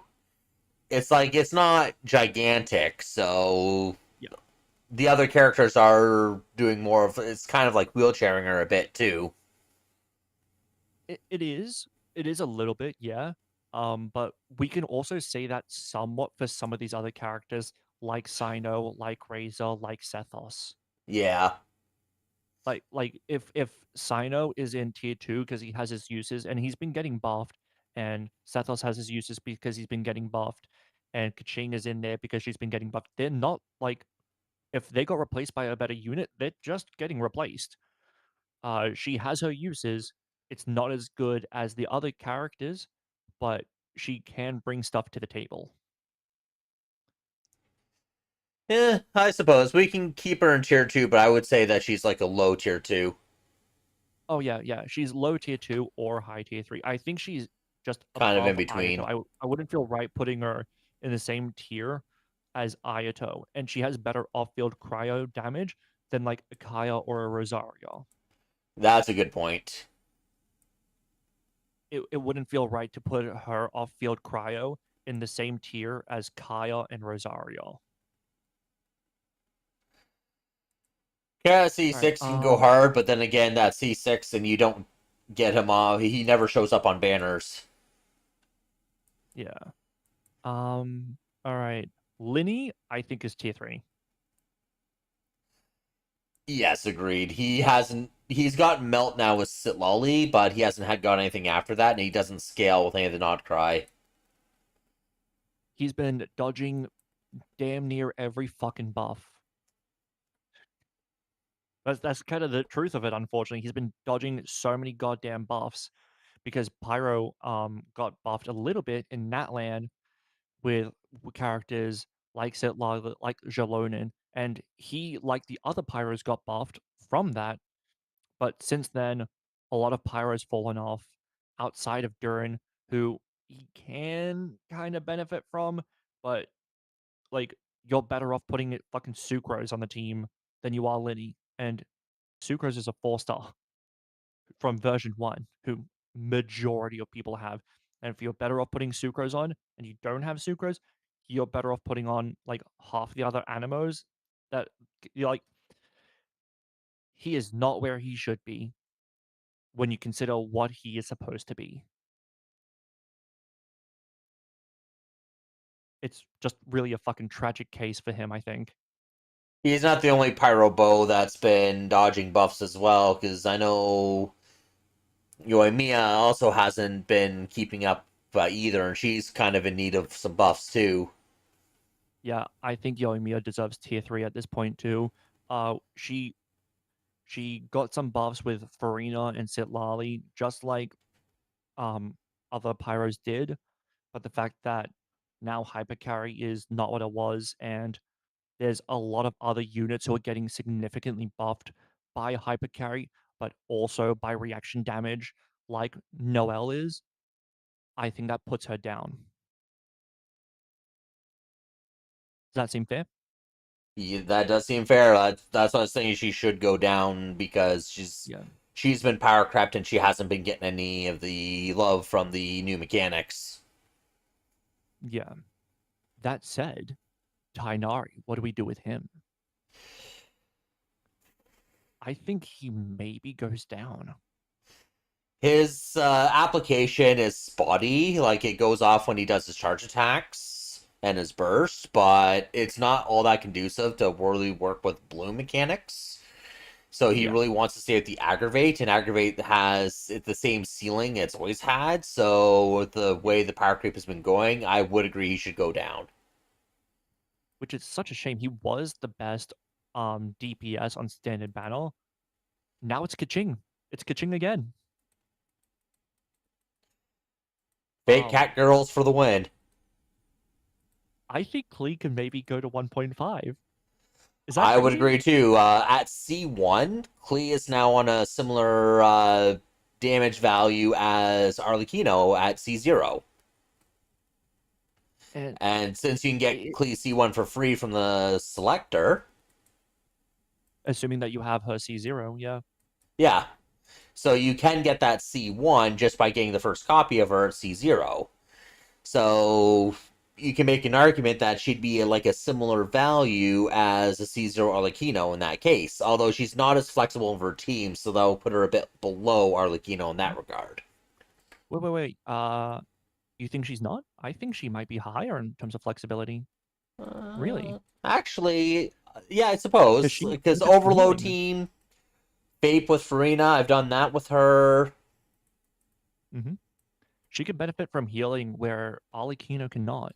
So there's more flexibility from the fact that she doesn't have to either have a shielder, a damage reduction, um, or you just have to be fucking sweaty and dodge all the damage, She's still very or you much a burst out of glass the damage. cannon, so she She has is. like next to nothing in health and defense. But yeah, she can be healed, but she does need a babysitter to keep her alive that I found. And even so, she does want to be placed on a Hexerai team, so she definitely wants to have another Hexerai character with her. But when you consider just how good all the Hexrite characters are, so that can be Venti, that can be Sucrose. If you want to go Overload, that could be Fischl. Like, you're in Albedo, pretty decent spots. You can go Albedo as well. Like, you're in pretty decent spots when you consider who the Hexrite characters are. There's a lot that you can put on her team. That's like, well, is it flexible? I would say yes. Like Albedo, sure, not a lot of people have him. Okay, let's ignore him. A lot of people have Fischl, a lot of people have Sucrose. Then we're in an okay spot right off the bat. And the fact that you can go you can go Fischl or Sucrose, that means you can go Overload, or you can go Melt, or you can go Vape. Well, there's three different archetypes there for her. That's when it comes that can to give you good reacting sustained units. when it comes to reacting Klee's damage, she is very much a death of a thousand cuts. She's doing so many pyro hits in a during when her on-field time window that it's very hard to vaporize or melt the big hits of her charge attacks without something smaller like a burst hit or something like that taking it from you, or a normal attack. So she is very difficult. She's more of enabling somebody else, like Farina, for example, where her pets can reliably vape while she's off field, Mhm, while Klee is mhm. applying it on field with her burst and charge attacks. Yeah, the fact that there's a lot of like hydro appliers that apply a lot of hydro, like we have Xingqiu 4-star, we have Yelan 5-star, really good and a lot of hydro. We have Farina who has a good amount of hydro and a significant amount of buff, an enormous amount of buffing, and a good amount of personal damage as well, which we'll get into Farina later, obviously. The fact that she works with Mona, but you would probably want somebody else with Mona as well for Hydro. Um, you do have a lot that she can work with. Is she gonna be the best pyro DPS in the game? No. But at this point, I think she's just it's straight up a good unit. Is she a high 1.5? No. But I think 1.5 is fair. Yeah, the other thing to talk about is her play style too, because I know previously, before the Hexerai, she was Very the clunky before. clunkiest, if not one of the clunkiest characters to play in the game, because you had to animation cancel everything about her. Yep. You basically had to skill animation cancel, burst animation cancel, charge attack, normal, charge attack, normal, charge attack, and then animation cancel between each of those to speed the time up. And with so much, and how you animation cancel does change between the different attacks. And it just makes it very difficult to actually maximize her effect previously. And now, with her change, her charge attacks fires off automatically. Her normal attacks have been much sped up, so you no longer have to worry about resetting or trying to animation cancel those. And you basically don't have to do any more animation cancels on her anymore. It's just like skill burst, spam normals. Mhm, And that's so much easier to do, and you're still like maximizing her effect on field. mhm. So she's much easier to play now. Yeah, I think Klee is actually kind of crazy that she keeps getting buffed like this. She's in a similar spot of like Sino, where they were just they were the bad unit. You had them. Oh man, that's rough. That's bad luck for you, buddy. Considering where they were, we thought they would be really good. This is where they are, and now it's just like you have Sino, you have Cleese. It's like fuck, like you're actually in a okay spot. You You're want to eating use well. Sino? I respect it. You want to use Clee? Damn, I respect that. It's And kind of Klee, crazy the glow up that they've had. Klee was the very first limited 5-star damage carry ever added to the game. Yep. She was like meta, then she fell off like a fucking cliff. As soon as Hu was Now it's just released. like and now it's just like buff, buff, buff, buff, buff. Oh shit, she's good now. Okay, cool. She's just a good unit. Cool. Like you could put her in overload with Chevreuse. You could put her in vape with Farina. You could put her in melt with Silali, and she's not dodging the buffs the way that Yoimiya is, and the fact that she got her own personal buff in Hexerai means that you could put her in Hexerai too, with characters like Sucrose who are now even more meta than they used to be. The fact that that's the case, the fact that Fischl's more meta than she used to be, that works too. She's just in a good spot. Good for Klee. I love Klee. So I'm glad that she's Um, doing better. So next yeah. character. I think Baiju and Pyro Traveler, which Aether is Pyro Traveler, I think they still stay tier 2. Does that seem fair? I'd probably agree with that. There's nothing that's really been added. Well, Baiju does can help out with some of the sustained for Yeah. Nefer teams Like, and such, but or yeah, Lamel Columbina. and Nepom. But Yeah, I think that's just stays in has its uses because like he has its uses, exactly. but like it's not like he's specifically so phenomenal where he has his uses. So does fucking Yao Yao. That's why Yao Yao got pushed up into has her uses rather than him being, oh my god, wow, do you see what he does? Nah, I think it stays where he is. Pyro Traveler, he maybe lowers a little bit in tier 2, but I think he still stays tier 2. Because Power Traveler can do Cinder City while providing off-field pyro and a overload team for an electro carry, Yeah. and still provide I additional buffs that Jailing can't. yeah. I think he's lower in tier 2 than he used to be, but I still think it's tier 2. Does that seem fair? Yeah, and next will be Zhongli. Zhongli is interesting because with Luna Crystallize, he's in a better spot. He Yeah, has because good shielding. He has his go pillar ahead. resonates with those three lunar constructs, and I actually that's what I used in Last Abyss, so I'm not over Mhm, damaging with raw Geo. So mhm. that way I could still have the lunar damage on Hera, so I didn't activate any invulnerabilities.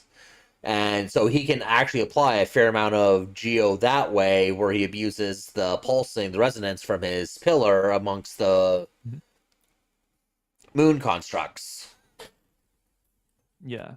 And the fact that now we have more geo shields being used lately in things like Spiral Abyss and things like IT, which obviously is not the only thing that matters, but the fact that that is something that is happening. His burst just basically fucking evaporates those shields, which is really nice. He has very, very good generalist um, utility in his shield being the, basically the biggest one-hit shield that you can just rely on is really, really nice. I Um, still count I'm him as the actually using him meta in my in Shbai Shield team, and Comfort. it's really nice. Yeah, Pardon, sorry? he's still the meta in Shield Comfort. Yeah, absolutely. I'm using him in my Shbai team instead of Goro. I didn't want to build another unit because I've never really relied on Geo except for him and Jalonen. Those are the only two Geos that I relied on. And and Navia, but that's a whole other conversation. Yeah, and Um, then he also provides a 20% universal shred too. And in that yep, Zabai team that you mentioned, he can apply a lot of Geo to with his resonance, and the way Geo crystallized scales, it accounts for everyone's in the team that hits. So his stats may not even be including the damage that he's triggering. yep. The fact that he also can provide an attack buff because of tenacity and Millilith, but even if you don't give a shit about attack buffs, he can use other artifact sets if you want him to. The Exactly. fact that you give him Black Tassel, a 3-star fucking weapon, and you want him to shield bot, that's his best in slot. A 3-star weapon is his best in slot as a shield bot, which is his one of his primary uses. Like you're in a really good spot if you have a Zhongli and that's how you're using him. You don't really need to worry about building him super efficiently. But guess what? If you have C2, which a lot of people do, you can put some more damage into him with Staff of Homer, which a lot of people have that weapon too. It's an old weapon at this point. Like you can actually get numbers out of him. The fact that I've gotten over a quarter mil burst hit on him, and that was before any lunar reactions. I did that with Farina, Jalonen, and I think it was Bennett. Like you can get numbers out of him. Um, so the fact that you can get numbers or you can shield bot him, he's such a good generalist unit. You can put him in Jabai teams, which is a meta team now. You can put him in less meta teams like Alakino instead if you want attack buffing. That works too. I think since he has those flexibilities, he might just go in T1.5 now as well. Well, because of the value that comfort is to a lot of players, because being able to survive content is pretty valuable for a lot of people, I would agree with putting him into 1.5 now. The glow up of Zhang Li, considering what his fall off was, is surprising, but it's very, very fucking welcome. So would you agree to the 1.5? Yep, absolutely. I think Farazan stays. I think Zhao maybe drops to tier 3. Hypercarry is not what it was, and now we have many different options for damage. So I think he maybe goes tier 3. Well, the main people that Farzan buffs are both in tier 3. So I would have a Um, hard time keeping her in tier 2. she also benefits Venti. Benefits Venti. Oh, that's Yep. right. On my Venti team, I use Farazan to buff his personal damage, and like the team works quite well. But that's the So the only fact that time you really want to use her is just buffing. There's like those three specific characters, which is Wanderer, Zhao, or Venti, and that's it. let me think. So those are the three big ones. There are other ones that aren't as good. I think depending on what constellation you go, you can also buff Varga, which if you go, I want to say what constellation you go on Varga, he can also want Farazan as well at his. But then you're going to high constellation Varga, and that's not worth considering because if we're going high constellation 5-star, then we have to go consider a high constellation 5-star with the others, and that's not fair. Yeah. Um, So I probably I would move her think down low because tier two. I would consider her more niche because her use cases are much more limited. Um, I would say if we're going tier three, it's high tier three. Um, you're so she is. mm, So she is in a sense niche, um, but with a lot of the niche teams that she has, she the entire meta relies on her, right? If she's holding an entire meta on her back of animo damage, and one of those teams is as a good unit, so it feels odd to put her in tier three while someone that she supports significantly as a DPS is in 1.5. Because the Venti carry is not like the meta, but it's a meta team. So to put her in tier three while he as a meta team is in 1.5 feels odd. All right, I'll give you that since I don't have Venti myself, so I don't really use her all If that she's much. tier two, it's low tier two. If she's tier three, it's high tier three. So I'll give you the tier 2. But she's hanging on by a fucking thread because I don't Yeah. imagine Venti's gonna stay 1.5 for long. When he drops to tier two, she drops to tier three.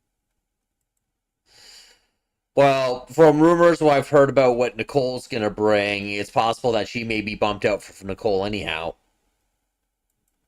Yeah, yeah, it's very much possible.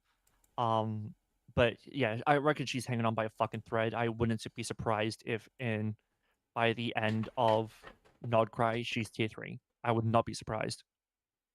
And I should probably grab a drink real quick. I'll be about 20 seconds, and you can start talking about the next one for Shenhe. Yeah, that's fine. All right, so Shenhe's in a spot where she's dropping out of the meta again because Skirk's not what she was at the beginning of Nodcry, and then we have other characters like Chaska. They're not what they were. Um, and obviously Shenhe actually had actually a pretty decent amount of synergy with Chaska, but while she still does, that team's not what it was. So a lot of her best teams are falling off.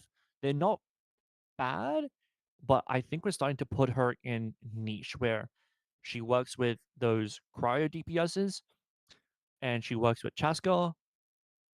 That's about it. Like, if that's where we're going, it her being tied to cryo DPSs is um what's her saving grace and her Achilles heel all in one. It's a double-edged sword for her because that means in those freeze teams, she's not generalist in freeze teams the way that a Escoffier is. She has to be buffing. She buffs cryo damage while providing her own cryo damage. So if it's not a cryo DPS, she's not really buffing it. So that ain't great. Mm-hmm. Um, and the fact that those cryo DPSs outside of Skirk, they're relatively low tier, right? She's avoiding the buffing and the more meta units that exist now in like Lauma, in Nefa, and Columbina. She's avoided all those buffs. So I think Shenhe, while I love her, she's got to go niche. I would probably put her down to niche too, because even with Skirk, you can replace her with Yulana and have similar effect. Although I do have a comment Yep. here. Where's Flynn's in this list? Right now, we're going through the list that was created near the end part of Natland, and then we haven't added the new characters just yet from the new meta. But we're going to be adding them when we Mhm. get to them. But yeah, Yeah. I know Right with now we're just Skirk, the 4 slot, because I know you definitely want Farina and Escoffier with Skirk, Mhm. but that 4 slot, technically Shenhe is like the number 1 for the 4 slot, but C0 Yulan is a near match to her, maybe off by like 1 or Yeah. 2%. Yeah. And Barely because number they're two that option, and close, she's way better of a unit. you're not losing Yeah. anything by Like, not having Shenhe. yeah. And um and honestly, the Skirk team is not as good as it used to be. So if that team is not as good as it used to be, considering other units have gotten buffed up, then why would she stay in the same tier? So I think tier 3 niche is fair. Mm-hmm. She's less in, has its uses. All right. Is there anyone else in tier 2 of what remains in tier 2 that should I be up or down? I think we're good on tier 2 because I think we went through everybody. I think your Shenhe is still in tier 2. I think we've decided. Didn't we decide on putting her in tier 3? Shenhe? Yeah. No, she's right here in tier 3. Oh, there's just a lag on mine, I guess. Okay. Yeah, YouTube is usually has like a minute delay normally. It's not like Yeah, Twitch. I'm still seeing her in tier 2. Oh. But yeah, as long as we agree that all of what's in tier 2 should stay in where it is in tier 2, then let's move on to 1.5. The biggest the biggest shift in 1.5 and the most obvious shift of 1.5 in my opinion, Al-Haytham, as much as it hurts me, he very much has to move down. To 2. He's tier 2 and it's such a clear tier 2 because he's behind Sethos and Sino, and honestly, it looks like it could get worse the way that this is going. He doesn't really follow work well with the new lunar mechanics. Like you could use Llama and then have Kuki Shinobu for Hyperbloom in there still, where he can still do that, but that's not really much of a lift over what he's been doing previously. Yeah, his damage has mostly remained the same. And where you could put him in a wheelchair comp, like oh, you put Llama and you put Columbina, you're probably better off putting other units. So if he's not pro, and you could on-field Lauma and Columbina because they're catalyst users, Mm-hmm. and you'll get similar damage. So the fact that he's not really providing anything, it's really depressing. It's really fucking depressing because I love Al-Haytham. But since he's not really providing anything in those teams, he's tier 2. Honestly, you could argue that Baiju has more utility than Al-Haytham at this point. Well, that's because Baiju's support still, and he's an on-field carry. But other than that, Yeah. now with Al Haytham, I don't have him myself because I never wished for him. But from my Mhm. understanding, you also have like little combos you have to do with how you play him in order to maximize his effect as well, and that can be a bit complicated compared to what we have for other characters today. From my understanding. So I have him. I have him R1. And by the way, my Al-Haytham is really well built. He's sub 1%. Um, and he's he's not that hard to use. People overhype it. They're like, "Oh, you want to use these?" It's not that bad. It's really not. Okay, I When just he don't has have the experience on him, so I'll admit that out yeah front. yeah you you start with his burst. He'll have 3 mirrors at the side here. There'll be like 3 green diamonds, so they're very obvious. They're very easy to see. You know, Yep. you you I've keep seen the doing diamonds. NAs I on just didn't them. understand what they meant. Yeah, yeah, that's basically where his dendro damage comes from. You have 3 diamonds. Eventually, they'll start to disappear over time. They'll go from 3 to 2 to 1 to 0. Um, when they go from 3 to 2, you can just do a charge attack. It's that simple, and they're back to 3. And then eventually, when they decrease again, just drop his skill, and they're back to 3. And it's really that easy. And by the time those start to fade away again, you go through the rest of the rotation. It's that fucking simple. It's really, really easy. And you're just doing NAs the entire time outside of that. That that's that's no focus whatsoever. If I want So to take he's Flynn's difficulty then in that case. honestly, I find him probably a little bit easier, but that's probably because I've used him for longer. Um Well, if Flynn's I isn't want to that not hard. really think while using a character for DPS, like in the overworld, Al-Haytham might be the guy that I'm thinking about. Because Flynn's, aside from his burst, his, well, basically uses skill, and then every time his burst highlights after when he's in a skill set, you hit his burst, and you're spamming normals Yeah, otherwise. So it's similar to that level in difficulty, is what I mean. yeah, yeah. I have Flynn's, and it's not that hard to use Flynn's either. Yeah. Um. Yeah, because the So way you people were described saying it, it that, just sounded pretty easy. Yeah, so. yeah. But yeah, I think tier 2 is fair. Um. Okay, so do we want to go through the rest of them normally outside of Al-Haytham as the standout of Decrease? Actually, you know what? I think there's 2 more standouts of Kaniche Decrease. and Emily. Really, I was gonna say the other 2 standouts were gonna be Hu Tao and Clorind. Who, yeah, well, yeah, those two as well. Hu Tao hasn't. I would move her down too. Milani got buffed, so Avoiding the she. buffs, yeah. Mm-hmm. But Hu She's Tao, avoided the buffs of Nodcry. and she does need a fair amount of investment in order to do good damage. Like, even my Hu Tao, I rebuilt her during Nodcry after I got Sitlali. I got her to the point where Mhm. she's spamming 200k charge attacks, and I got my Farina laughing in the background, and then proceeding to out DPS her while supporting her at the same time. So she doesn't quite So feel like she has as much to bring. I will say though, so I have Hu Tao. I don't have her C1. I have her R1.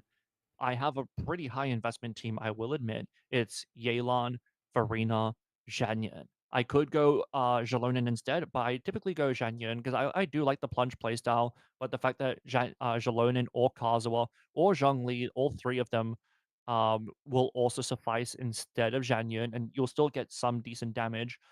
Um, the the fact that I'm getting over, I think it's like over 100k DPS on those teams is quite nice. Like over 100k, even though it is pure 5-star team. That does hinder my ranking. That is why I think she has her uses rather than being a niche unit. I think tier 2 is fair.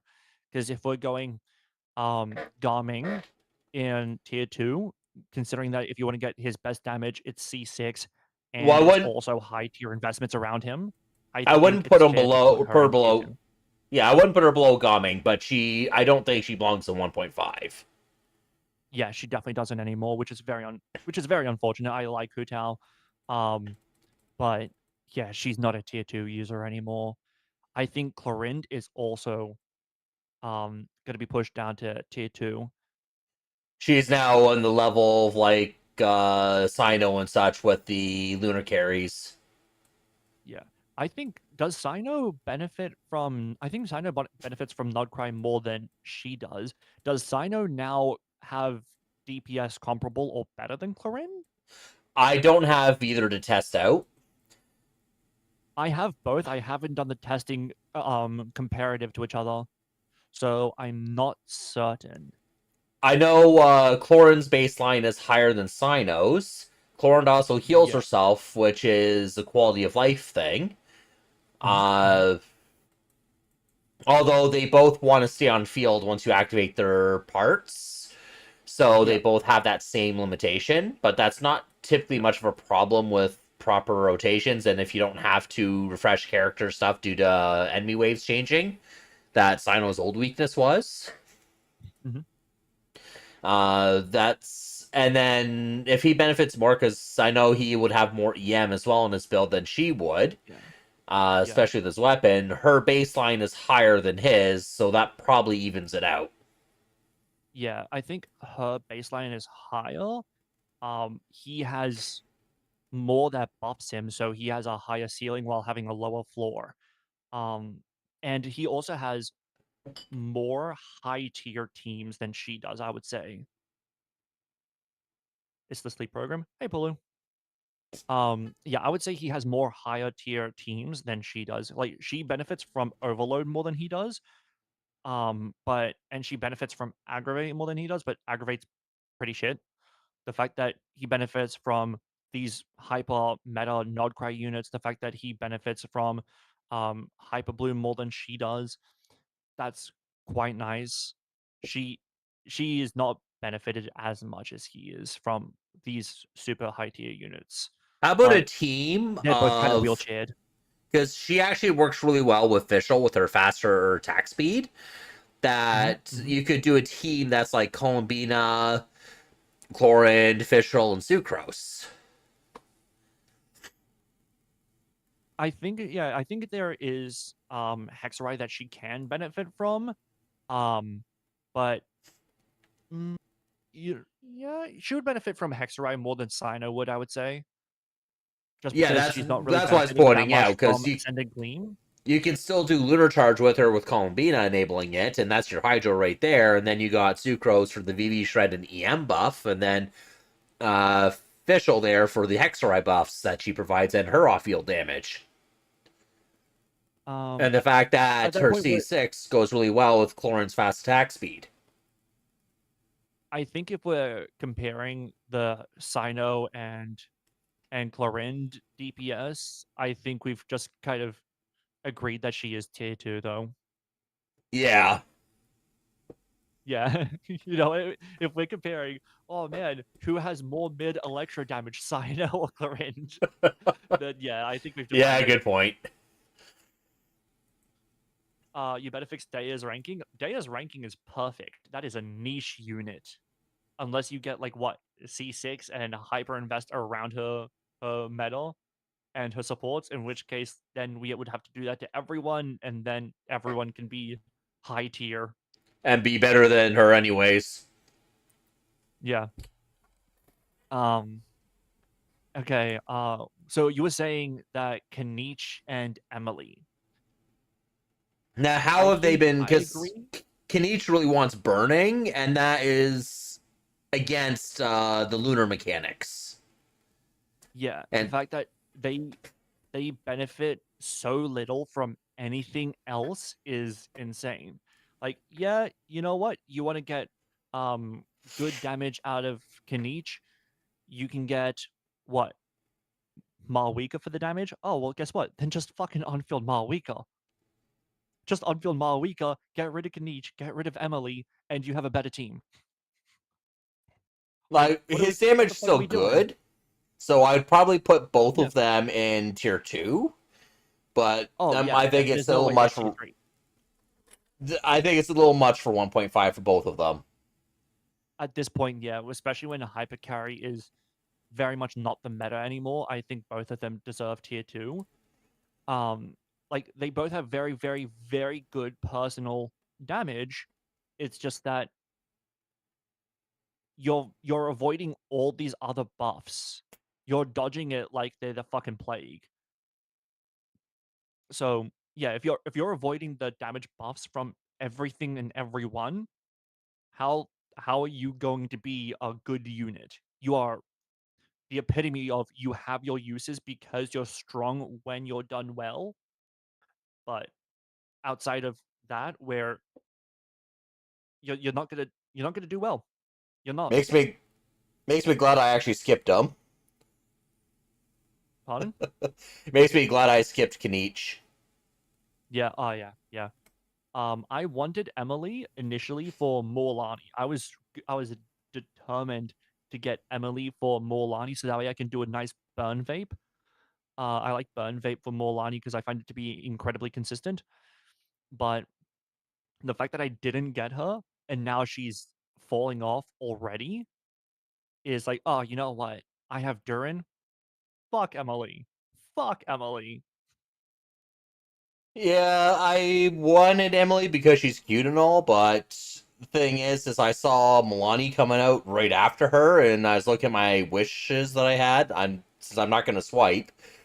It's like okay, I can't get both, and I think Milani's can be much better for my account anyways, because she'll be my first on-field hydro damage carry on my account because I don't go for the husbando, so therefore Nuvolette and Ayato and all that is gone off my account. What do you So mean no I Hydro carry? What about Kokomi, the best Hydro carry? because I classify her as a support. I know. She's not a Hydro carry. I love her. I use her. I use her like a DPS. She's not a Hydro carry. So yeah, so in that Okay, all case, right. Fair I'm enough. glad I got my Melania. I still love her and I still use her. Yeah, Mualani. I think is still tier 1.5. You could even argue at this point that she's tier 1 because now she has more flexibility of team. Her Hexride team is her best team now, in my opinion, because Yep. I get the biggest hits. I even have a screenshot of going against a world boss that what was it, the Geovishap boss, where I Mhm. broke a million with a bit of food buff and on her Sharky Bite, and she's C0. And she's already doing those Yeah. kind of hits, and she hits like an absolute truck. But she Yep. does have her problems with trying to build up her Sharky stacks in order to do the Sharky Bite at max power, Yeah. especially with enemies that move around. So like the current abyss on Yeah. the first half with those birds that would keep jumping around, that is a nightmare for her to deal with.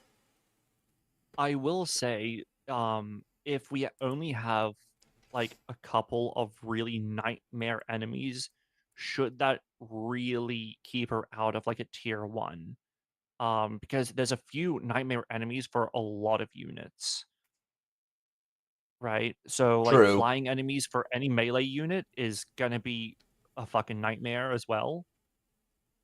So that feels odd. And then we also have to consider now that um there was a lot of issue with her in that she wanted very specific teammates. Now that's opened up because her DPS was top tier. Her DPS was better than Neverlet's if you go premium for premium. She Now her does premium. Go ahead. Yeah, she does want Vaporize still. That hasn't changed. But she does have. She has like four primary options now. She's got Pyro Yep. MC. She has Malvika, Durin. Xiangling and Durin. Yeah, Ling would, but she also extends rotations and Milani like short ones. But she does Yeah. have those You could four also go options. Toma. Toma, I've never. Well, You could also go his. Dale because she doesn't I apply a lot of hydro. She just needs some pyro applied, and then she can vape. She doesn't need a lot of pyro applied. So Dale having inconsistent, slow pyro application is actually not really much of a hindrance, especially if you go burn vape. I've always found Jin Yan more reliable than Idea for providing pyro for Milani because they're not really providing much buff to Milani directly. It's more of just the pyro application and the fact that both Dea's and Toma's pyro application are reactive, not preemptive. So they hit after the hit hits. So if you're depending on the rotation and how you do it, it makes the rotation harder and a bit more clunky to where you're trying to get that pyro in there first, so that way it's always reapplying pyro after that first Sharky Bite.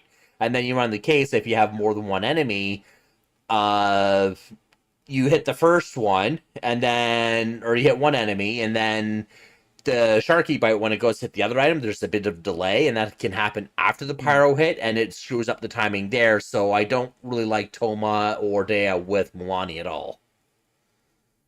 I know that that's more of a cope unit, but the fact that it is something that you can do, that there are, I would say at this point, just several units that you can do for the pyro application, and it's gonna work. The fact that Pyro there MC is are free. Pyro MCs, yeah, and you're giving him the fact that you have Pyro MC, the fact that you have Mawika, the fact that you have these units is really, really nice. I think we have to consider that she's a lot more flexible than she used to be, and her damage has actually improved. And Pyro The MC is fact that she's not the best coveted element in by. game. Yeah, Pyro MC is not a high demand unit either. So Exactly. Yeah. my point is, like, Dea and Toma are going to be like, them not really working well with Milani isn't a problem because of Pyro MC. Yeah. Um, I think we put her up to tier 1. All right, so Hexrite buffs move her up. Yeah. Yeah. Durin and Sucrose, like Durin and Sucrose, most people have Sucrose, and that's one other premium unit in Durin. And Durin is not like a super in demand unit like Nefa is, or like a Farina is. So while he has a very strong place in the meta, it's not a super strong place in the meta with every other character because he's Pyro rather than an everything element like Animo or Hydro. So yeah, I think that puts her up. Xiangling, I think, has dropped down to tier 2. We have a lot more solid off-field pyro, and she's an insanely demanding unit for building. The fact that she wants 5 copies to be good, she does benefit from the fact that every polearm in the fucking game is good for her, but she wants attack, she wants crits, she wants 250 ER, she wants like 300 EM. Fuck you. Yeah, that is a lot. That's so much to want. And then the fact that if you put her in overload, which she's good in overload, then you have to rework her build because now she doesn't want EM. So I think that puts her down to tier 2 because we have other off-field pyro units that just do the job a lot more flexibly than she does. I would agree with tier I 2. She's definitely more yeah, useful than just to a few teams, so I don't think she belongs in yeah, niche or tier 3. definitely not. But yeah, I would put her tier 2 because now there's better options to fill her shoes. Yeah, Because before she was like the only option. yeah. She used to be in tier 1, but then Malwika came out and she and also PMC just were like, oh, okay, well, you want off-field pyro, we can do all of that, and we don't have those crazy demands. So, bam, pumps it down. I think Sucrose is tier 1. I would agree. Now, as far as her Hexray buffs go, her personal buffs from Hexray is superficial. Like Not much. 5% here, Yeah. 8% there, and how that scales, it's additive to all the other bonuses that they would have anyways. Uh, and then a lot of the lunar stuff doesn't even scale off that anyhow. Mhm. Uh, the actual buff she got was, it's just to say that she's Hexerai. Now, Yeah, whether that's a good thing or a bad thing, I don't think that's a bad thing because before, probably without a good thing. Hexerai, she is absolutely go. Even from early in the game, I've always touted how good Sucrose is, and even way back in the early days, there's teams that scaled more off of her EM buffs than they scaled off of Kazua's elemental damage buffs. Yep, Like if you're trying to absolutely. do Utao Bait back in the day. Uh, Mhm. she actually was the better support than Kazuha. Yeah. So The fact that she's a 4-star, so a lot of people have her as well, is really nice. The fact that she's a catalyst, and so she has things like TTDS. You could put her on prototype Amber for a pseudo supportive unit if you're putting her with someone like a Nefa, so that way you need minimal healing. TTDS that will prototype Amber that will work. like, she has a lot of these weapons, and the fact that you can on-field her because she's a catalyst and you'll have, permanent swirl is really nice. The fact that she has that EM buff is really nice. Sucrose is so good now, and she was always good before. Her constellations are okay. They're not like Yeah, must haves, but even at C0, she still provides her full party EM buff, which is 20% of her own EM plus another 50 EM. And a lot of the yeah, lunar teams that have been coming out have been really enjoying her support being added on to yep, where she is like the top meta support in a lot of those teams. yeah. I think another thing that has to be considered is that if you have her C6, while it's not as good as, like, Kazua's damage buff, she does provide a damage buff. She Right? does, Just an yes. elemental damage buff. She does. So if you want an EM buff, she'll do that. You want a damage buff, she'll do that if you have her C6. She's again, catalyst unit is really nice. You could argue that she should be like a 0.5. I think she's maybe the closest case for like a 0.5 rather than a tier 1. I think tier 1 is still fair, but I you could could argue put it. I could put an argument possibly for tier zero because of how good she is in the Yeah. current lunar meta, but I Yeah. know that's yeah, But that's more of a like an IT Stygian, and then we get into Spiral Abyss, which we're trying not to too much over represent in what our ranking is. true. So I But think tier 1 is strong for her, and I could even argue high tier 1, I think is very, very fair.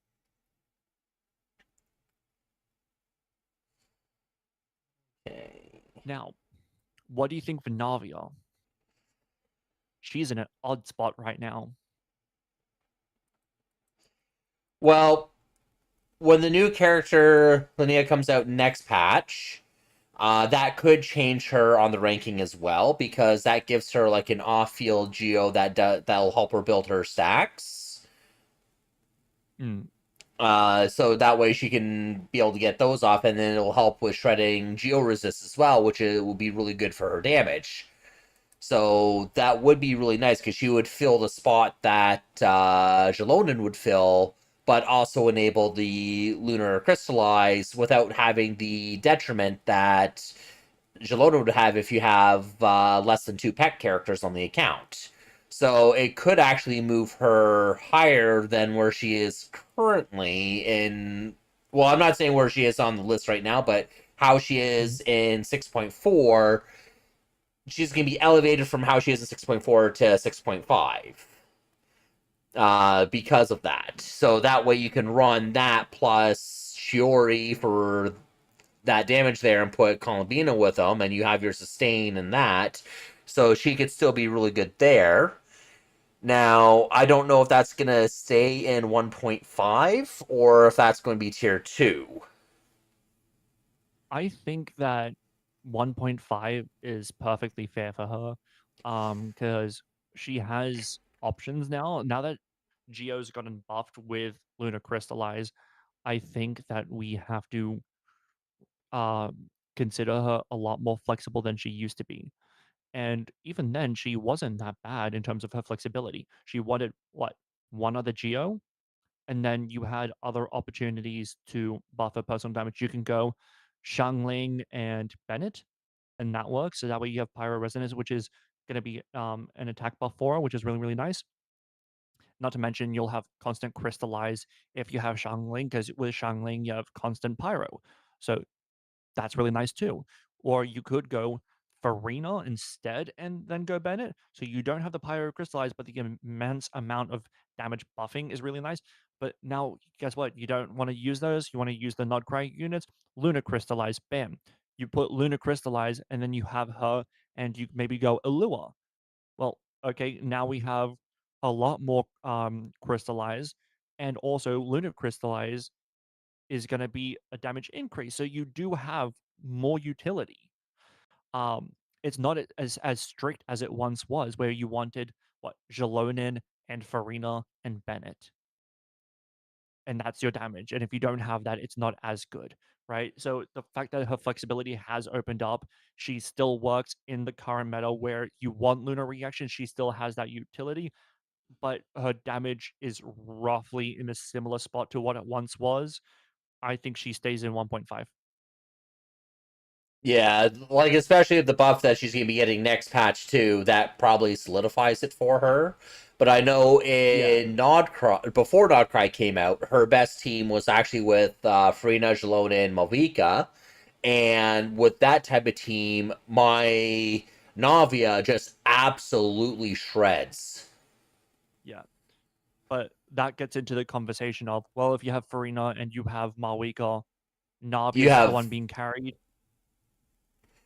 Yeah, true, so I but think Navia's personal damage just complicated. skyrockets in that situation as well. But with the Yeah. introduction of Lunar, that does change the game too. She's actually still keeping up with it. Yep. Um, we do need to speed up a little bit here, but so Of course. I think 1.5 is fair, and we can continue on. I think Yansan, Nahida, Kuki all stay 1.5. Nahida, she has been replaced in a lot of teams by Lauma, so I would probably put her down to hazard uses because of her C2. But without that, Llama is basically taking over what Nahida has been doing. Mm, that said, you can also use them in conjunction with each other. True, and then but that does often take away the heal option with their teams, unless you're using like Kokomi or something and not using Columbina. So I actually use Nefa, Lauma, Columbina, and Nahida as my Nefa team. And also Does so I would say tier 2 is maybe accurate. Tier 1.5 is also maybe accurate. It's hard to say. She's in an odd spot where it's like between those two potentially. Um, so you can because with characters like Columbina, you can go prototype Amber, and then because Nefa wants to dash cancel, you're often not getting hit. So you don't need an insane amount of healing. You really don't.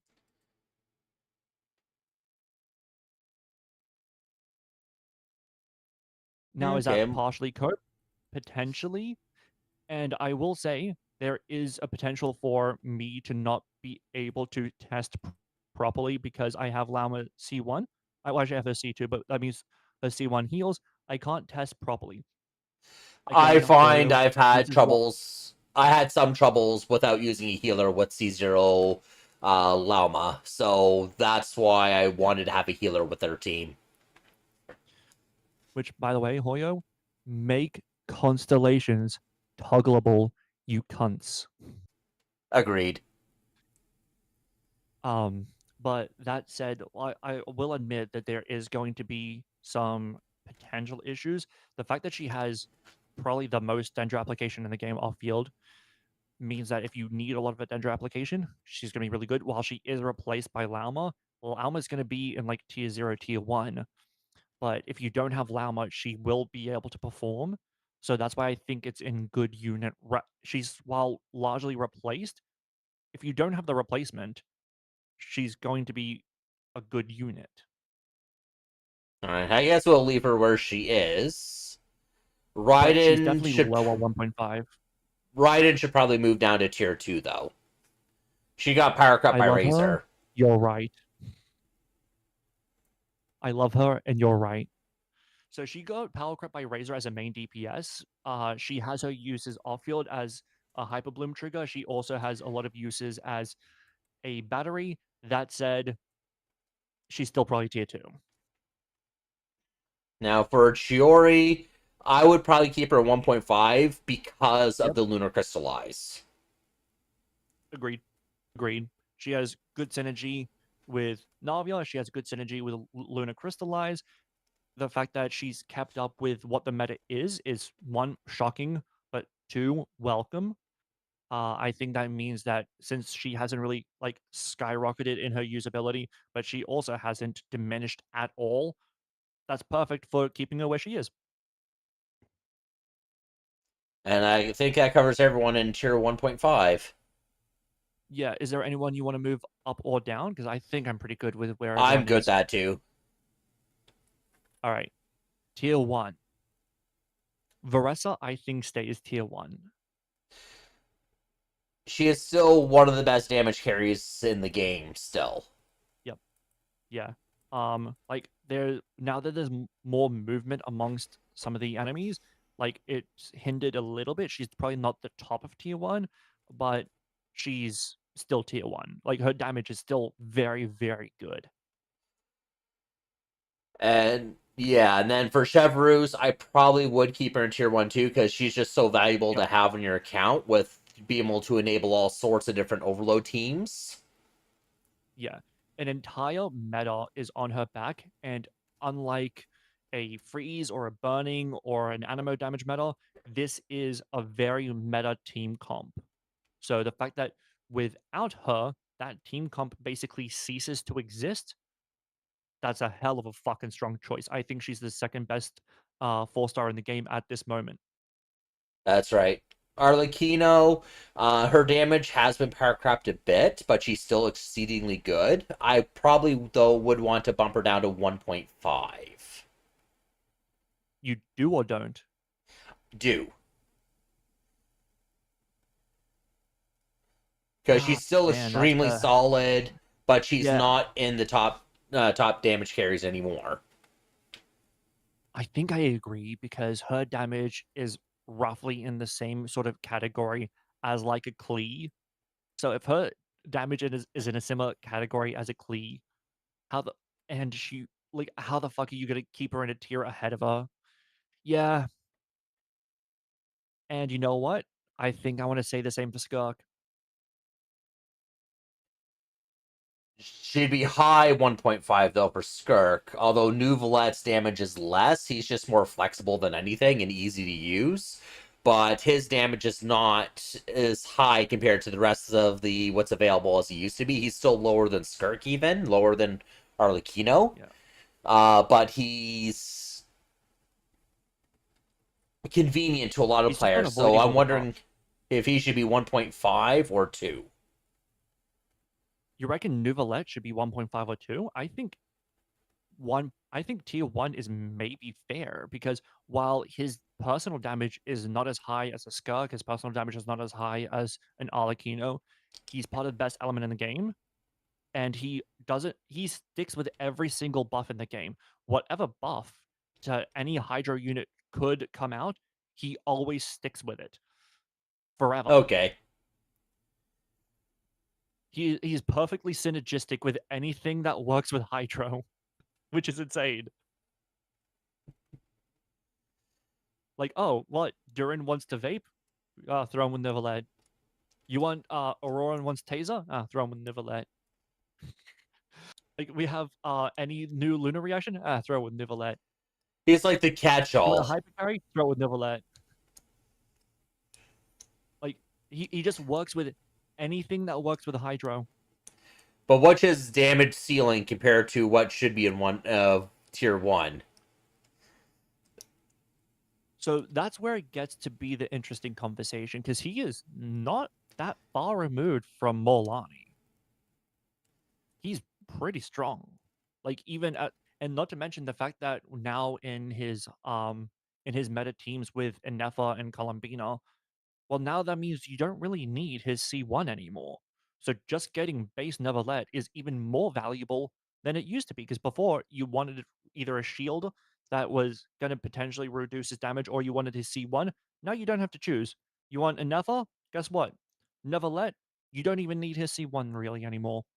And so that has greater utility to just have Neverlet and nothing else. That will keep him in tier And 1. And then so I Yulon. think Mhm. I think Galon is still tier 1. She does have really good off-field damage, and it is Hydro, as you mentioned. Yeah. Chaska, I don't Um actually have her. I skipped her, so I could have my wishes for Milani or Malvika instead. so Chaska is tier 1.5 at this point. Um the she doesn't really benefit as much from Lunar as much as some other characters like Navia does. She's not bad. She's still going to be a very strong unit. The fact that she wants to be off field, she wants to be on field kind of hurts her slightly because, like, you know what, she's not as synergistic as some of these other characters, and she demands to have her own personal damage respected in a way, you know? Um, but she wants on-field time, which is gonna be obviously a lot less valuable as a pull than a character who doesn't want to be on field like a Yelan. Mm-hmm. Um, her damage is still good. It's just with power creep that exists and her being an animo damaged carry, even though it's not animo damage, she is still gonna be power crept a little bit when there's power creep because animo damage is not really what animo wants. All right, so put her down to a 1.5. And Fischl and Fischl. Oron. So Fischl is not going down. There's not a fucking chance she's going down. She got some pretty significant buffs that's not just to her, but to the party that she's in with the Hexerite buffs. Yep. Like you could go Sucrose, Fischl, Columbina, and Nefa, and that's a hell of a fucking meta team. Like her and Sucrose together, phenomenal. Then you throw in Columbina and a Nefa. Jesus Christ, man, you've got a fucking team right there. Um, yeah, there's no way she's moving down. I don't think Flexibility, she's party moving zero either. buffs, and I think she personal stays. damage. I would keep her where she is. She kept. Yeah, She's still part of the OG5. I think Auroron is 1.5 now. He's still okay with the lunar stuff, but he doesn't bring as much as Fischl does. Yeah, lunar reactions don't really bring that much out of him, but he still has really good damage. And he's pretty consistent. Someone brought up a point here on chat. I'm surprised Nouvellette is higher than Skirk, considering Skirk has brute force more than Nouvellette and has uncontested supports, while other units use Minefa better than Nuvi. So that's a fair point. I will say, however, that while yeah, Skirk has uncontested supports, there's a reason for that. Um, they're typically not great supports, and while you say uncontested supports, I'm guessing you're ignoring Farina Farina. being one of those uncontested supports. The the best character in the game, one of the most contested supports in the entire fucking game. And if you remove Farina from Skirk, you're removing a lot from Skirk, and then you have to have her in one team. Whereas Nuvi, guess what? You don't have Farina, maybe you have Columbina. You don't have Columbina and you don't have Farina, there's still teams that you can do with him, even though it's not as good. Like, he's just insanely flexible compared to how insanely demanding Skirk is. Skirk wants 3 other 5 stars, one of which being highly contested. She wants either Shenhe or Yelan, and then she wants Farina and Escoffier. Like, that's a lot of fucking demand for what you maybe don't have.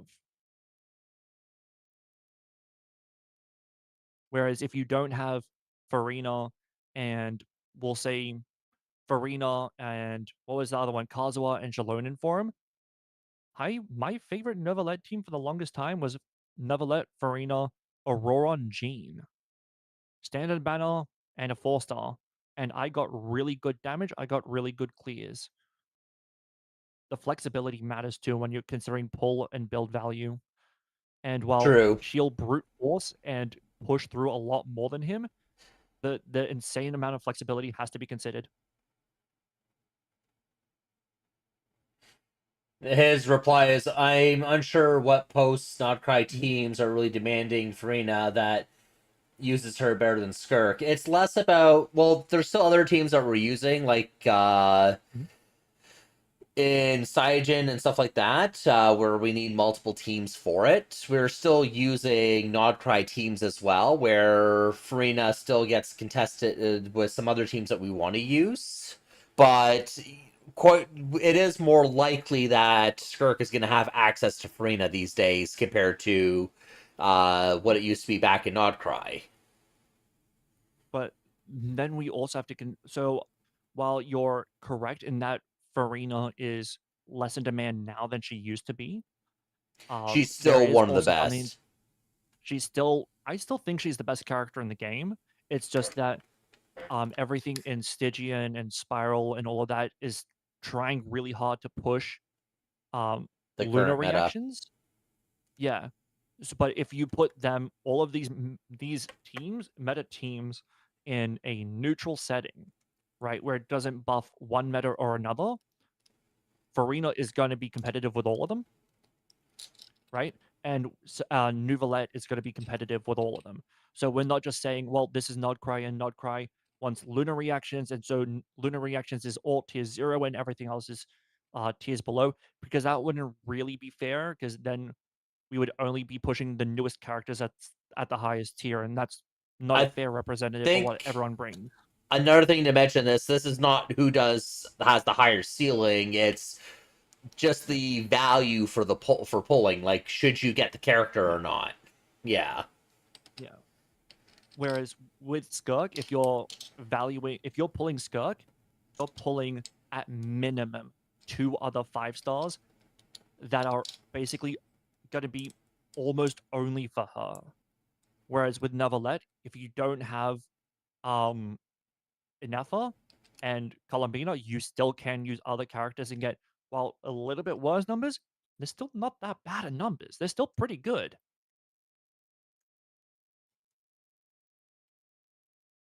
All right. It's just So it's not just the highest ceiling. You have to consider the floor. You have to consider the comfort. You have to consider flexibility. next. I think we should look at Jinxo. Now he's similar to Yelan. He does have a bit more hydro application than Yelan, and he does Sorry, offer. is Aurora on tier 1.5 or tier 1? I would say I'm thinking 1.5. 1.5. Yeah. All right, continue.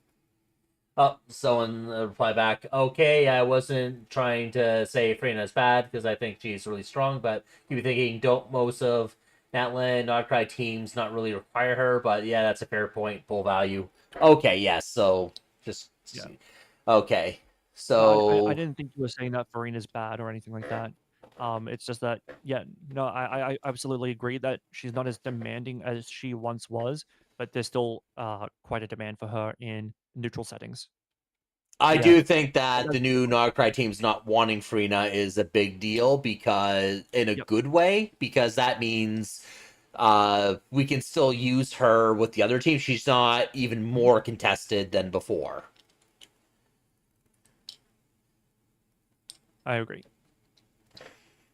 All right, So Xingqiu. Zhigzhou. Now, he's a bit of a similar spot, I would say, to Yelan because he may not offer as much damage, but he does offer interruption More resistance and Hydra. damage reduction and more hydro application for reactions than Yelan. Mhm. And Yelan wants her C2 in order to catch up with hydro application. So, but with the considering C0 Yelan to Jingshou, you're looking at a trade off between the two, and they both have similar value, in my opinion. I would say that I'm valuing Yelan more. Because with the damage reduction that Xingqiu provides, at this point we have a lot more shields that still provide damage. Sitlali is a shield that provides a lot of damage buffing, and she does provide some damage, but it's mostly the damage buffing. We have Nefa, who obviously provides a shield, and then she provides a lot. So so Xingqiu having damage reduction is less in value than it used to be, even though it still is valuable. So the fact that he provides also the most hydro off field in the game, yes, but how much hydro do you need off field? There's very few characters I would say that need as much off field hydro as he provides, which brings his value down as well. Do you think that's fair? Well, we could move him down to 1.5, but he's still definitely a good He's one to definitely have in not your tier account. 2. Yeah, yeah, it's definitely worth building a Xingqiu if you have him. I think if he's going to be top tier 1.5, I think he's the number 1 character in tier 1.5. Do you think that's And fair? then, yep, I think that's fair. And next is going to be Enefa. And I think 0. with the. I was just about to say, she's definitely moved up Yep. to the best support, damage support in game. Hey Arctic, how's it going? But the best damage support in the game, do you reckon? She is for Electro at least. She is the best off-field Electro in game. Even a Yep. C0R1 her is matching a C6R1 crazy built Yamiko, and Yeah. that's with Um a build that I'm not yet happy with. I'm still working on, so that's actually pretty crazy. yeah. Well, it depends on what we're considering when it comes to like the what a damage support is. Um because a lot of her stuff is lunar charged and her own personal damage. Like a damage support like Farina is doing her own personal damage and then an insane amount of damage buffing to everyone else. But as long as we agree tier 0 and we're not arguing over where in tier 0, then yeah, yeah, she has to be tier 0. I agree. So yeah, well, for Um, Electro at least, she is the best sub DPS in Electro. easily, easily. Um, I think we agree on everyone in tier 1 staying there, correct? Yep, we agree. All right. Now, tier 0, I think I agree with everyone there except for Kazuo. I think Kazuo should probably go to tier 1. Yes, he's not in any meta teams currently. Yep. Uh, Which is such a shame. But tier 1's still good. It's still really good. well, he still has excellent grouping. There's a lot of teams that still Yep. likes his buff. VV Shred is always Mhm. strong. Yep. All right, I The fact guess that you can what's get next? 40% damage buff is really, really nice.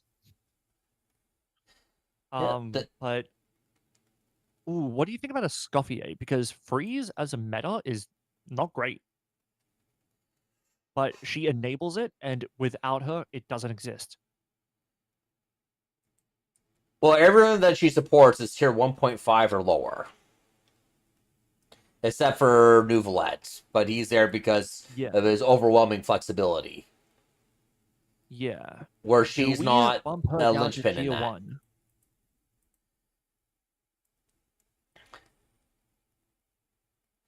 I probably would put her It, down to tier 1 because she's not in any current yeah, metas, and she possibly might move up in Chesnaya, but that's big if. yeah. And we're not doing predictive That's too rankings far here, high. so Yeah, that's there's too much unknown at that point. yeah, yeah. To do predictive rankings, well in advance when we have no idea about anything to do with kits, that's just stupid at that point. All right, Yeah, now to get that's into the the new real meat characters. and potatoes of these Nodcry units. Who's gonna be Lauma. first? Llama. I would Because definitely put she her is into zero. tier 0. Llama is definitely Yeah, a tier 0. yeah. Those titties are definitely tier 0. Now, So oh, where's I know? She's actually really good for off-field Hydra application. If you just need a Hydra application, off-field she's really good. The fact that she's really easy to build is nice. The fact that she has really good synergy with Instructor Set. The fact that she really has good synergy with the Silken Moon. Like, where do we put I her? put her. I would actually think that she's more tier 2. She's not niche because she has a lot of options Yeah, to be used in, and she's definitely a very solid character to use. And I use her a lot too already. yeah. The fact that like I think and the crazy thing is, I think she's closer to 1.5 than she is to 3. Yeah. Although she would need her C6 to be closer to the 1.5 because of the lunar buffs. Yeah. Yeah, And that's kind of hard to expect from her at this point for a lot of people. yeah. I think that she's closer to 1.5 than 3, but tier 2 feels right for her. She definitely has her uses. Hydro Resonance can benefit Columbina quite a bit. She's a tier 2. Here All has a nice right. belly. That's correct. I do. Next to be Flynn's. Flynn's. I don't have Flynn's myself. So I I know. do on my free to play. And on my free to play, he cracks. I think he's a tier 1, a strong tier 1. I don't really want to put any DPS in tier 0 outside of Marwika just because Marwika is so insanely Also a flexible with support. her DPS. Pardon? Because she's also a support. Yeah, she can also be off field. So I think Flynn's is a tier 1 and a really good tier 1. All right. I'll take your word on that because I don't know how well his ceiling is. I just heard that it's not as high as what Nefer can do. So I think the highest ceiling in the game is still Marwika on a neutral unit. It might be I think Nefa is like right there, and then I think that Flint is like right behind that. I don't know where Jabai fits into that, but I think she's also right there. I think she's also behind, but that Linnea is expected to put her like potentially in between them. I think she's the third option of the Nugcry. Um, but yeah, that's getting into expected damage, and that's not what we're doing right now. But So, yeah, but we can he's a agree top that, 3 DPS premium. but considering where his place is compared to Nefer and Zabai would be the same tier 1. So Jabai is weird because she also she's a weird one. Well, but we'll get to Nefa. Nefa is tier 1 as well. So I would say so. Their flexibility or inflexibility keeps them out of tier 0. Because if they were as flexible as Marwiko, they would be tier 0. But the fact that um Flynn's only wants Taser, that Nefa only wants Bloom, and like that's about it. That's kind of unfortunate and keeps them out of tier 0. They are very much strong choices, assuming that you have their one requirement, which is Lauma and a Nefa. So yeah, I think that they epitomize strong choice. I think Durin is also a tier 1.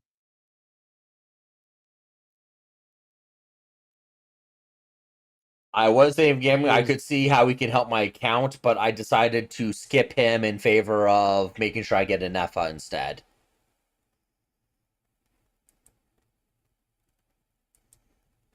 I'm guessing you saw Pulu's message. No, I didn't see it at all. Oh, okay, okay. Um,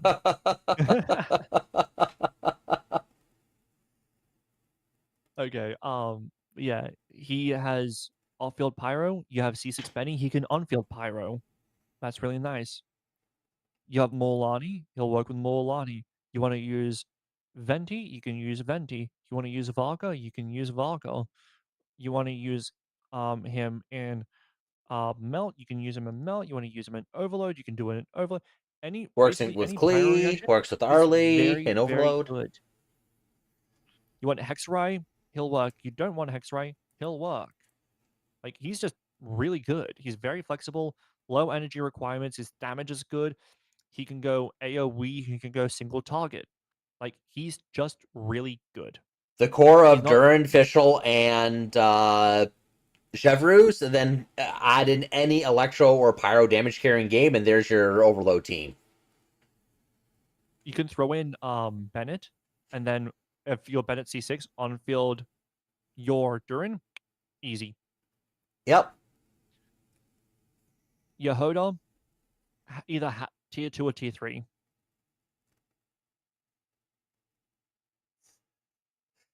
I don't think She I'm going has to answer healing. that She last has wheezing. question.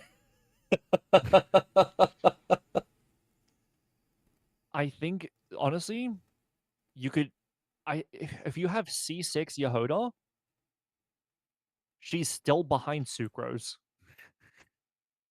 at C0 when Sucrose came out in version 1. If you have C6 Yehoda, she's behind Sucrose. I'm wondering if Like, Yehuda would go into tier 2. I still don't have her yet, so I don't know how if she would fit in 1.5, but she definitely would be I at bare minimum tier 2. I think she has to be tier 2. The fact that she does good healing, like that's nice. The fact that she does VV, that's nice. She's gonna be a lot less useful than Ino, and Ino's tier 2. Yeah, okay. Yeah, I don't know the argument for any higher. That's my problem. Yeah. You need 7 copies of her for her to be higher tier. And even then, she's a lot less flexible than She's only a on a lot of the single other banner, units so in who tier has 2. that? Yeah. Columbina, Tier 0. she kind of. So, Columbina is in a weird spot when it comes to tier 0. I think while she's in tier 0, she's lower than Inefa and Lauma in tier 0 because half of her kit is dependent on the fact that you may or may not have inherent lunar reactions. If you don't have inherent lunar reactions, like you don't have inherent lunar charge, you don't have inherent lunar crystallize, you don't have inherent lunar bloom, it's gone. The utility is gone. She's not as So high as Farina in the amount of uses you can put her in, but she is a big enabler for lunar teams altogether. yeah, And that's why I she'd be think in tier 0. But yeah, at this point, we're yeah, she's comparing her the to the other lowest of tier the tier zeros. zeros. Yeah, she's lower in the tier 0 than Lauma and Inefa for sure. I expected her on release to be the new best character in the game, but as of right now, I still think it's Farina. Farina just brings up too many characters to being the best version of themselves, where she just has insane utility with all of these other characters. Whereas Columbina, half of her kit is wasted, and you need the other 5-star unit to have that sort of synergy where the other characters are top tier. So yeah, tier 0, but low tier 0. Jabai is in a weird spot where she feels like the new Skirk. Like, am I crazy with that? She does want to have a specialized team to use her, but when you do have that, she does hit hard. And it sounds like it is just going to get better. But, It sounds like it's and going to get better with Linnea. I don't know that it's going to be sustained. it may not continue going future patches, but then we're speculating in the future meta. But that said, um, She with could suffer the curse of Geo. but that's the thing. Even if she could suffer the curse of Geo, I think she suffers it already, right? Because you look at the other elements that are in the highest tier, right? Like Nefa, Dendro, it works with Pyro, Hydro, Electro, Cryo. Sorry, it doesn't work with Pyro, Hydro, Electro, Cryo. It works with Hydro perfectly, but you can put her with sustain units like in Nefa, which is tier 0, right? Shabai doesn't work with Inefa. She doesn't work with Lauma. She works with one of these units, whereas Nefa works with all 3 of these units. That already is insanely limiting. Flynn's works with 2 of these units exceptionally well. So if she works with one of these really good units, how are we putting her in the same tier? So you want to Does put it her like feel fair? tier 1 or like I'm not thinking tier 0. She's definitely not. She's a damage carry No, too, no, so no. she's not tier 0. That's the thing. But I'm I'm not sure. She could be tier 1.5, but she's definitely so her highest damage is definitely better than Navia's highest damage, but Navia's a lot more flexible. Well, there's still a good amount of flexibility with her. Well, you can get a team going with her easily because you could use Goro and Ino with her, and then you'll still have your level 2 moon sign, and then you have like a filler. Like you can even throw Sucrose in there for an EM buff to help it, but mostly you can get a team running for fairly cheap and still do quite well with her. Yeah, she will be lower in damage compared to her best, but she will be doing okay. And then of course you have Iluga to pair with her as well, and all those characters were on her banner with Ino, Iluga, and Goro. So if you got her, then you likely have those characters to make a working team for her to still do well. So I wouldn't put her below 1.5. She's definitely not tier 2. She's definitely not tier 2. That's way too low. Yeah, I think agreed. she's in that odd spot between them because right now Linnea's not out, right? So I let's probably not would consider Linnea. pre I'd probably preemptively put her in tier 1, but low end tier 1 because her damage potential is still very high. Her damage potential is very high, but we have And you already can get a guaranteed Nepa good and we have guaranteed damage of Flint, and they're they want one of these units to be exceptional, whereas she and their other potential units like Nefa definitely wants Lauma. You can put her with Ino.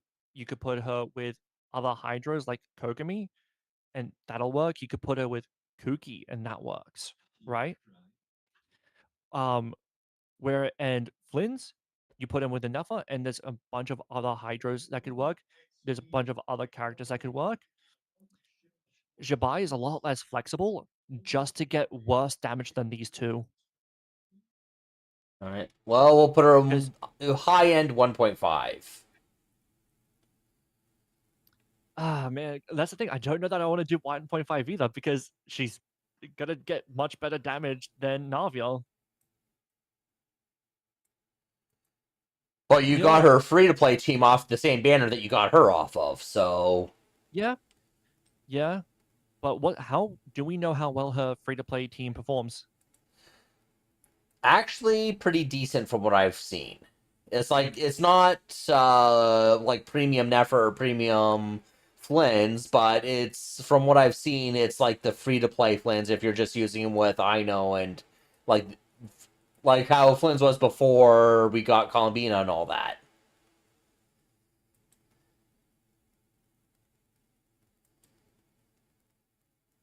Jesus Christ. I reckon we could leave it at tier 1.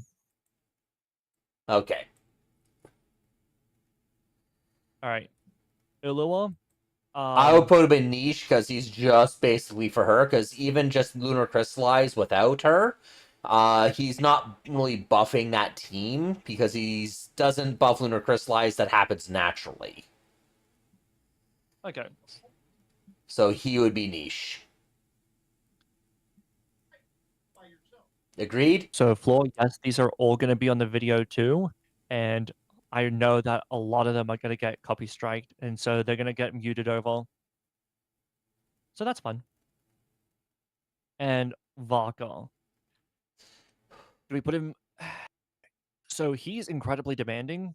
If you want his best damage, it's going to be Durin, Bennett, and Venti. I would actually, because of Bennett, his damage right now as well, I would put him under tier 2. yeah, and the fact that he really wants his weapon gives him, I think it's like what, 38% damage increase, right? Like it's 38% of his damage, something like that, near 40%. And it's just for him to be competitive with these other like good but not top tier units, while also wanting Venti and Bennett, who's insanely demanding, and then Durin, who's another 5-star. It's either the most demanding 4-star ever, and then 2 other 5-stars and his weapon just to be competitive with other good but not best DPSs. I think that has to be kind of a tier 2 unit. And then on top of that, his best team is matched by Benefa with Sucrose as by themselves. Yeah, you go Benefa, you go Sucrose, you go Fischl, and it's better. Even if you don't have Sucrose in the party, it's just the three of them. No, but what I'm saying is like, but you get those and they're better. Like, I once bought 5 subs of Welkin. What do you mean? That's all. If I had earning, I would definitely spend for who? Wait, a Sabaton one? Yeah, it's definitely getting copyright. Oh yeah, it's already gotten copyrighted before. Are you free to play or spend? It's a good Oh thing yeah, I yeah, don't yeah. have my browser volume going through my stream. Well, thankfully with the Sabaton one, like it just muted that clip. It doesn't take the whole stream, thank God. But it only muted that clip. I think it played my personal audio over that, so it shouldn't be a problem, thankfully. But yeah, with Linnea, I expect her to be like a 1.5 sort of a unit. She's still being balance tuned right now too, so it's really hard to Yeah. really place her. And I really haven't seen like a breakdown of her theory crafting and what her actual potential is with various teams. So I have a really Yeah. hard time placing her at this moment. Yeah, I very much expect her to be 1.5, but I'm not gonna rank her because while I did rank Eneva based on expectations, we knew more about her kit than we do with Linnea, so it wouldn't be fair. Like what would be ranking based on fucking rumors? How are we gonna do that?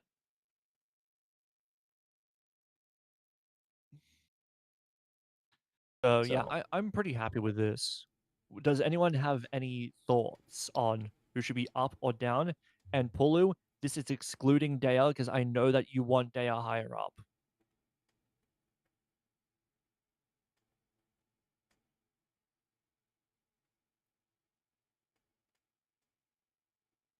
I know that a lot of these characters have higher potentials, but this is about based on uh pull value and build value, not necessarily peaks.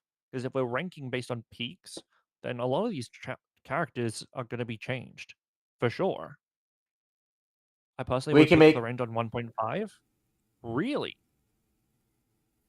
I'm open to hearing an argument for that. She is strong against shielded mobs. Yeah, like she has utility against shielded mobs, but so do a lot of characters at this point of the game. Like while she has utility against shielded mobs, Garming has even more because he's Plunge. Plunge does really good against shields. Would you argue that Garming should also be tier 1.5 then?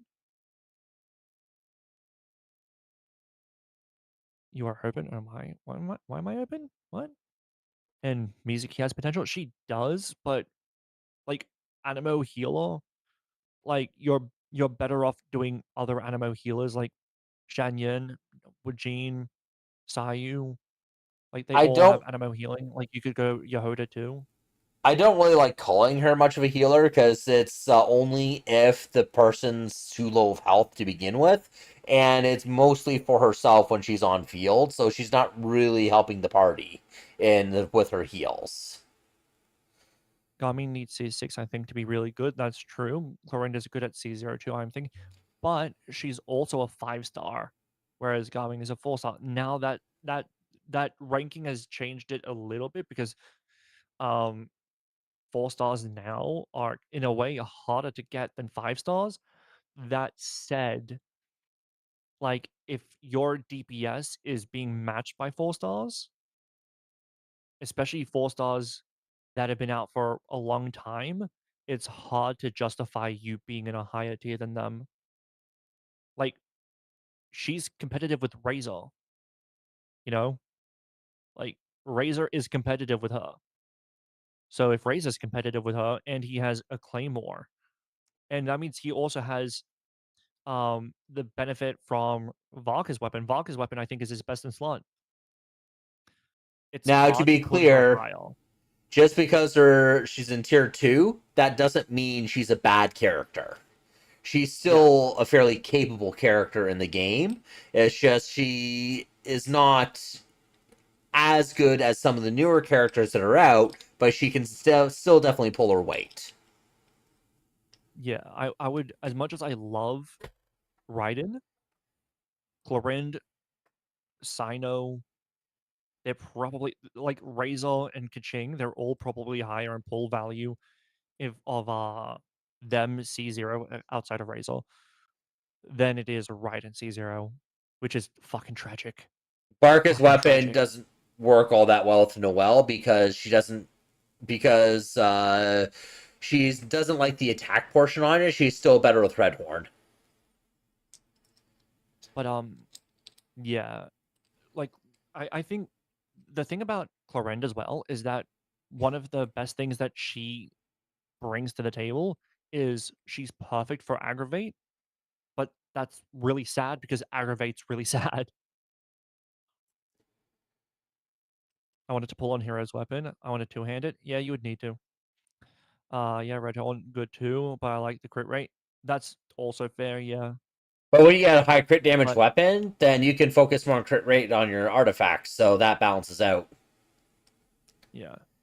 Um yeah, but like one of her best utilities is aggravate, which is an ass meta comp.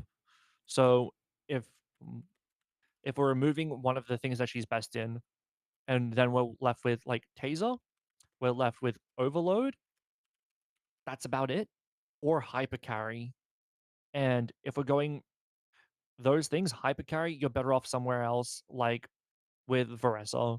If you're going taser, there's other teams that you're better off doing. Like you're better off using taser sucrose with Fischl and Benefa, right? And then what's the other one I said? Overload? Overload, there's a bunch of other units that would carry better. So There's she has her a, uses, but yeah, there's she's better another than comment Goku than here. anything. I'd actually Oh yeah. say Sino C0 is a lot worse than other electro carries. The others have flexibility and have good vertical. Sino doesn't have any of those options, or doesn't have any of those. So that's one comment I saw from YouTube chat. Yeah. So when you say others have flexibility, do you mean flexibility in comp or rotation? Because while he has not a lot of flexibility in rotation, he has more flexibility in team comp. I do agree that he has So the like, flexibility in team comp. It's just with his on field. Well, he also suffers the same thing Clorin does, where once you use their thing, you can't switch them out, or else it ends their things early. And but his is locked behind a burst. You have to build energy up. Which, if you have a yeah, official on the team, he can get his burst back really quickly. yep, But I still say he should belong in tier two. Yeah, tier two, yeah. So because he can still while he perform has, well. yeah, like his inflexibility comes unfortunately from his team rotation, but the team comp is like very very good, right? Like you can put him, Benefa, Sucrose, and you're getting very good consistent damage. You're getting actually better damage than an Al Hatham team. So would you argue that Al Hatham should be lower? He's Right? also saying his numbers of team, okay, his number of team comps aren't as high as Raiden, Clorn, or Razor. I don't know Well, that I agree with that.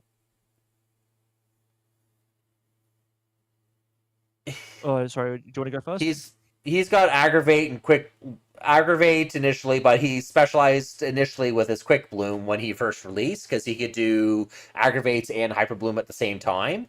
But those have fallen off the meta for the most part, and then Overload took over and solved a lot of his problems and did decent damage. And with the Lunar teams and Hexrai as well, he's actually doing pretty well with options. So he's not really that limited as he used to be. You keep cutting out, bro. Oh, It's on my end. sorry. I was saying So that yeah, because of the overload and lunar options now solving a lot of his problems, I don't. He does, and also he can take advantage of Hextry as well. I just don't think he's as bad off as he used to be. So he definitely does earn his place in tier two. yeah, the fact that you can go with with Luna charged, that's Lunar Charge is going to be a good team for him, right? And he benefits from Lunar Charge more than Clarin does. So already that's the case. Clarin's other best team is going to be Aggravate, which that's shit. And then the next best team for Clarin is going to be Overload, which he's competitive in.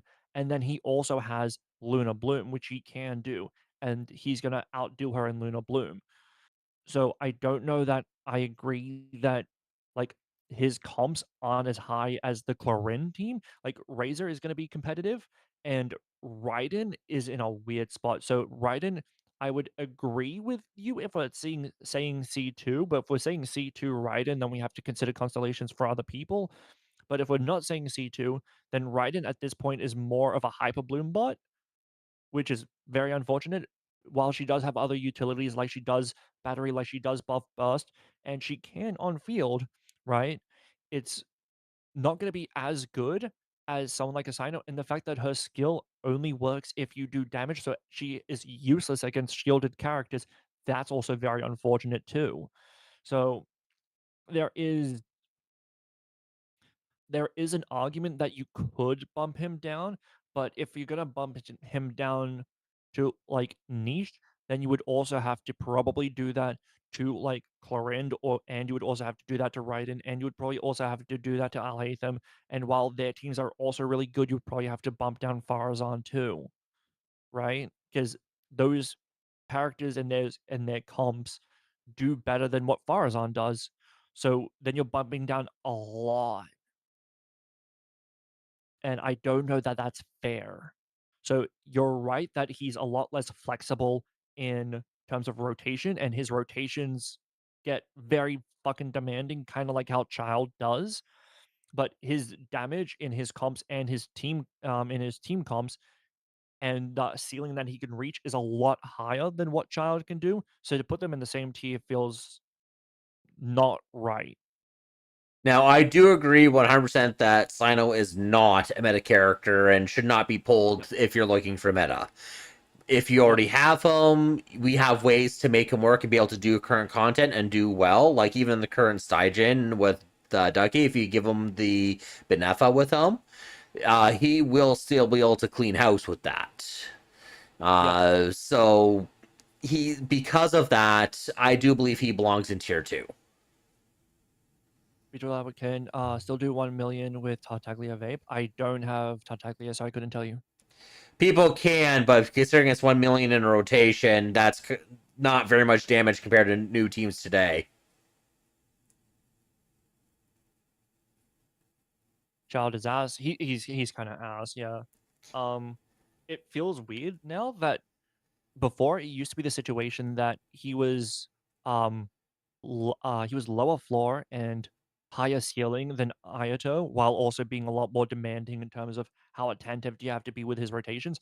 Now he's lower floor, lower ceiling, a lot more demanding than Ayato, and a lot less flexible than Ayato. Ayato is just a strict upgrade to Child now in basically every way, which, damn, that kind of sucks for Child mains.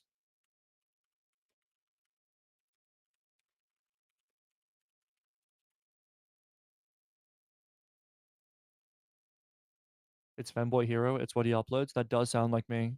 That does sound like me. I am as femboy as it gets. You can hear it in my voice. You could see it in the beard, and I absolutely have the shoulders of a femboy. My God, if I'm shopping clothes for my shoulders, I need to shop like XL or XXL for my shoulders, but absolutely femboy shoulders. Does that chat show up as well? Absolutely, it does. So all of this will be in the VOD on YouTube.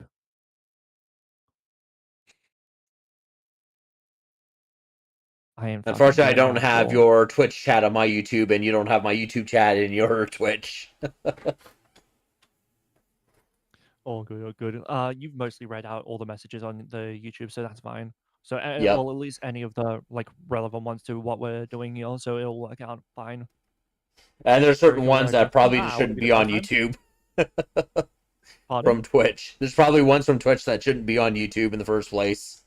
Oh, full fucking sure. There's a lot I was reading that absolutely should not be on your YouTube. Yeah, but I think we covered everyone. Yeah, Uh, there's only the one that we have hard trouble placing because we just don't know how she stacks up just yet.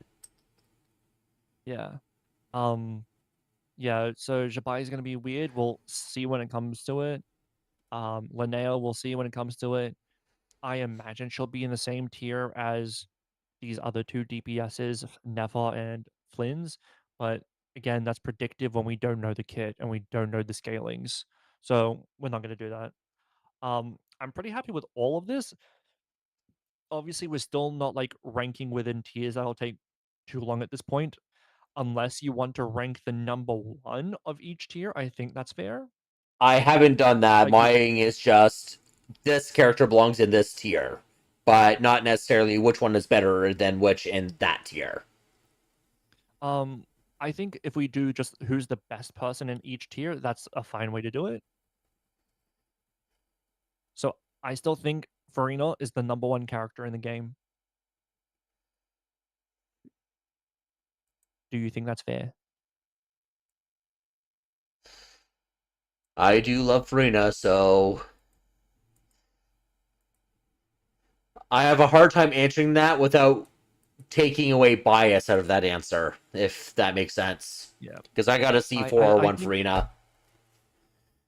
I think when you consider just how much damage she does, how much battery she does, and then how much damage buffing she does, which works with like half the fucking roster, you'd be have a hard time saying that she's not the best character in the game. Um, Now the best tier one in the game, who do we go for that? Do we go like Chevreuse? Kazuha? Oh, you want to go Sucrose? Chevreuse still? So I think it's between maybe three characters being Sucrose, Kazuha, and Chevreuse, It's funny how two of them are 4 stars. right? Um, Because of the so Hexprite and the Lunar parts, I think we should probably move Sucrose as number one. that's fair. Just for I'm how willing to much accept that. demand she is right now. I'm willing to accept that. When it's about a three-way tie, the current meta demands her. That feels fair as a tiebreaker. All right, tier 1.5. I think Xingqiu has to be number one. Alright. Just because of what he enables.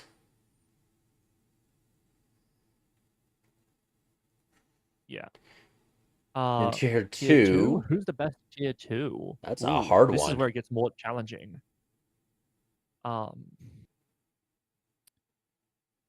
Fuck. Okay, so let's try and narrow it down first. Who do you think is in the running for the best tier two? Well, if you include my extreme bias, I'd be Yay Miko, but without without that bias, it wouldn't be. Yeah, no way, no fucking way. Look, I love her, but Jean and Raiden, like, they're not gonna be at the number one for this. Like, come on, I bro. know. I'm wondering if Kokomi should be because of her hydro and her weapon ability and Hmm. her set flexibility would be up there, but that'd be a contender. But so would I So know. I think Aino's gonna be behind Kokomi. Um, so here's my thoughts of the contenders: is Kokomi, Shangling, Zhang Yin, and then you would argue a couple of other characters, but I think it's probably those three. Do you think there's anyone else in the running?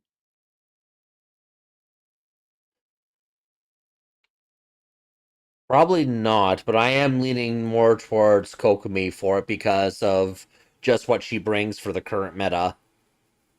And it's the best element in the game. And she's also a catalyst user and a lot easier to build. Yeah, I've argued myself into Kokomi number one of tier And two. she covers for people who don't wish for constellations on Lauma. Yep. All right. Tier three. Who's the number one tier three unit? It could be Ayato. Like legit, it could be Ayato. He's Hydro, the best element in the game. He can be off field. He can be an Hydro Driver. He has very fast on-field application, which is nice. He is benefited from like lunar reactions. He is benefited from characters like Durin. He's not dodging all the buffs. He's actually actively walking into them. It's just that everyone else is buffed a lot more than he is. I'm not a big fan of Ayato in the first place. I'm trying to think of a Yeah. counter argument for it, but I'm coming up blank here. Yeah, no, I get it.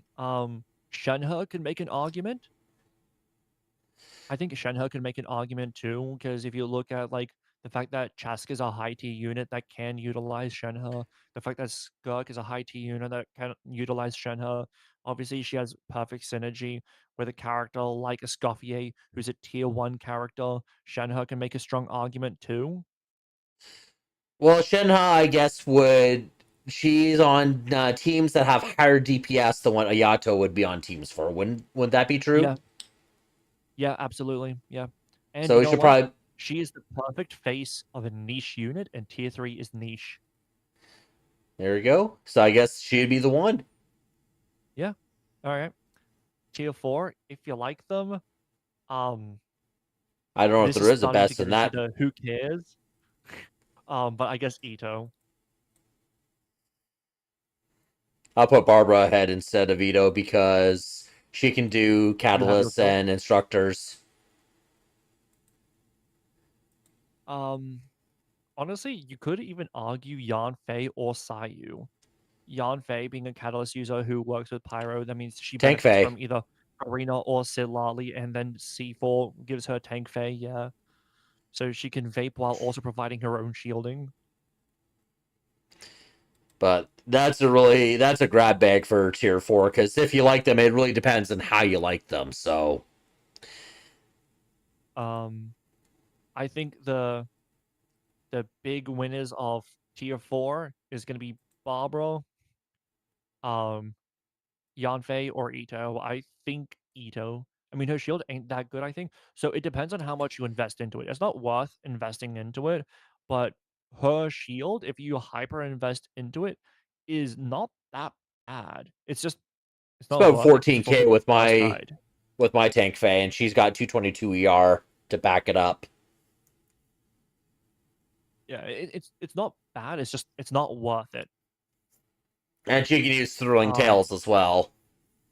yeah. So she can also be a buffer too, which is nice because I just find Catalyst builds. Barbara Yeah, more useful than a lot of those characters I would simply agree. because of because of instructors. And I have the exact same build on her as I do on Kokumi, so I actually have both those builds duplicated between the two of them, and I found good use in teams for her, especially in Imaginarium Theater, just as like a buffer healer while applying Hydro. Yeah, I would. I think it's between the three. Whichever one of the three you want to put number one, I think is fair. Because Ito has higher damaging teams than the other two do. Because you After could the put it last with two like tiers, I don't think it matters who's first because of what those tiers tier represent. five. Tier five, I think you got to go Kuchosara number one, and then in don't, I guess Xinyan. I guess who fucking Because of her cares? support with Milani. Yeah, yeah. Honestly, Aloy is probably in the lowest position out of every character in the game. And you know what? I think that's fitting considering she is not a Genshin character. Jinya Like I needs think a Genshin buffs. character. Oh yeah, she for sure does. She But needs yeah, a dedicated role. She's kind of like all over the place with how her kit is. yeah. That's a She doesn't have misnomer. dual Aloy scaling. doesn't She has actually split scaling. exist. Wow, Aloy exists? Not really. When was the last time you saw an Aloy? But yeah, the fact that she has split scaling instead of dual scaling hurts her immensely. So yeah, I think I'm pretty happy with this list. What about you? I am pretty happy. I would still like to see Jinyan get more to her kit that actually gives her a dedicated role that she can be used in. Yeah. So she actually can bring something to the party. Because I do like her as a character, but it just her kit just doesn't seem to do anything. Yeah, if there was certain buffs that I would bring to the table, one would be like a leeway buff for like maybe Adepti. That would be a neat one. And then potentially, well, there's one that I was thinking of, but I don't necessarily want anymore now, is a Knights of Favonius buff. But the reason I don't want that anymore now is because there's too many Hexrite characters that would benefit from that, and that would be too unbalanced. Like, could you imagine a Knights buff for characters like Fischl? What the fuck are we doing then? They could skip the Hexrite characters, and they could still buff characters like Eula and such. I mean, yeah, so that's what I'm thinking of exactly is like characters like Eula would get a significant buff, which would be really, really nice. You can get that for Amber, which would be really, really nice. She's tier 4. Lisa could maybe get out of tier 3. And you're starting to get into places where these characters who were not very neat, were not very strong, are getting pulled up because there's not many characters that are high tier when you're going Knights of Favonius. But oh shit, I'm going over my Go for it. timing. But oh, and the last one I would consider is Archons Yeah. Glad Venti got a buff. He needed it. He needed the place in the game. for sure. But But I think yeah, that wraps it up. I think so. All right.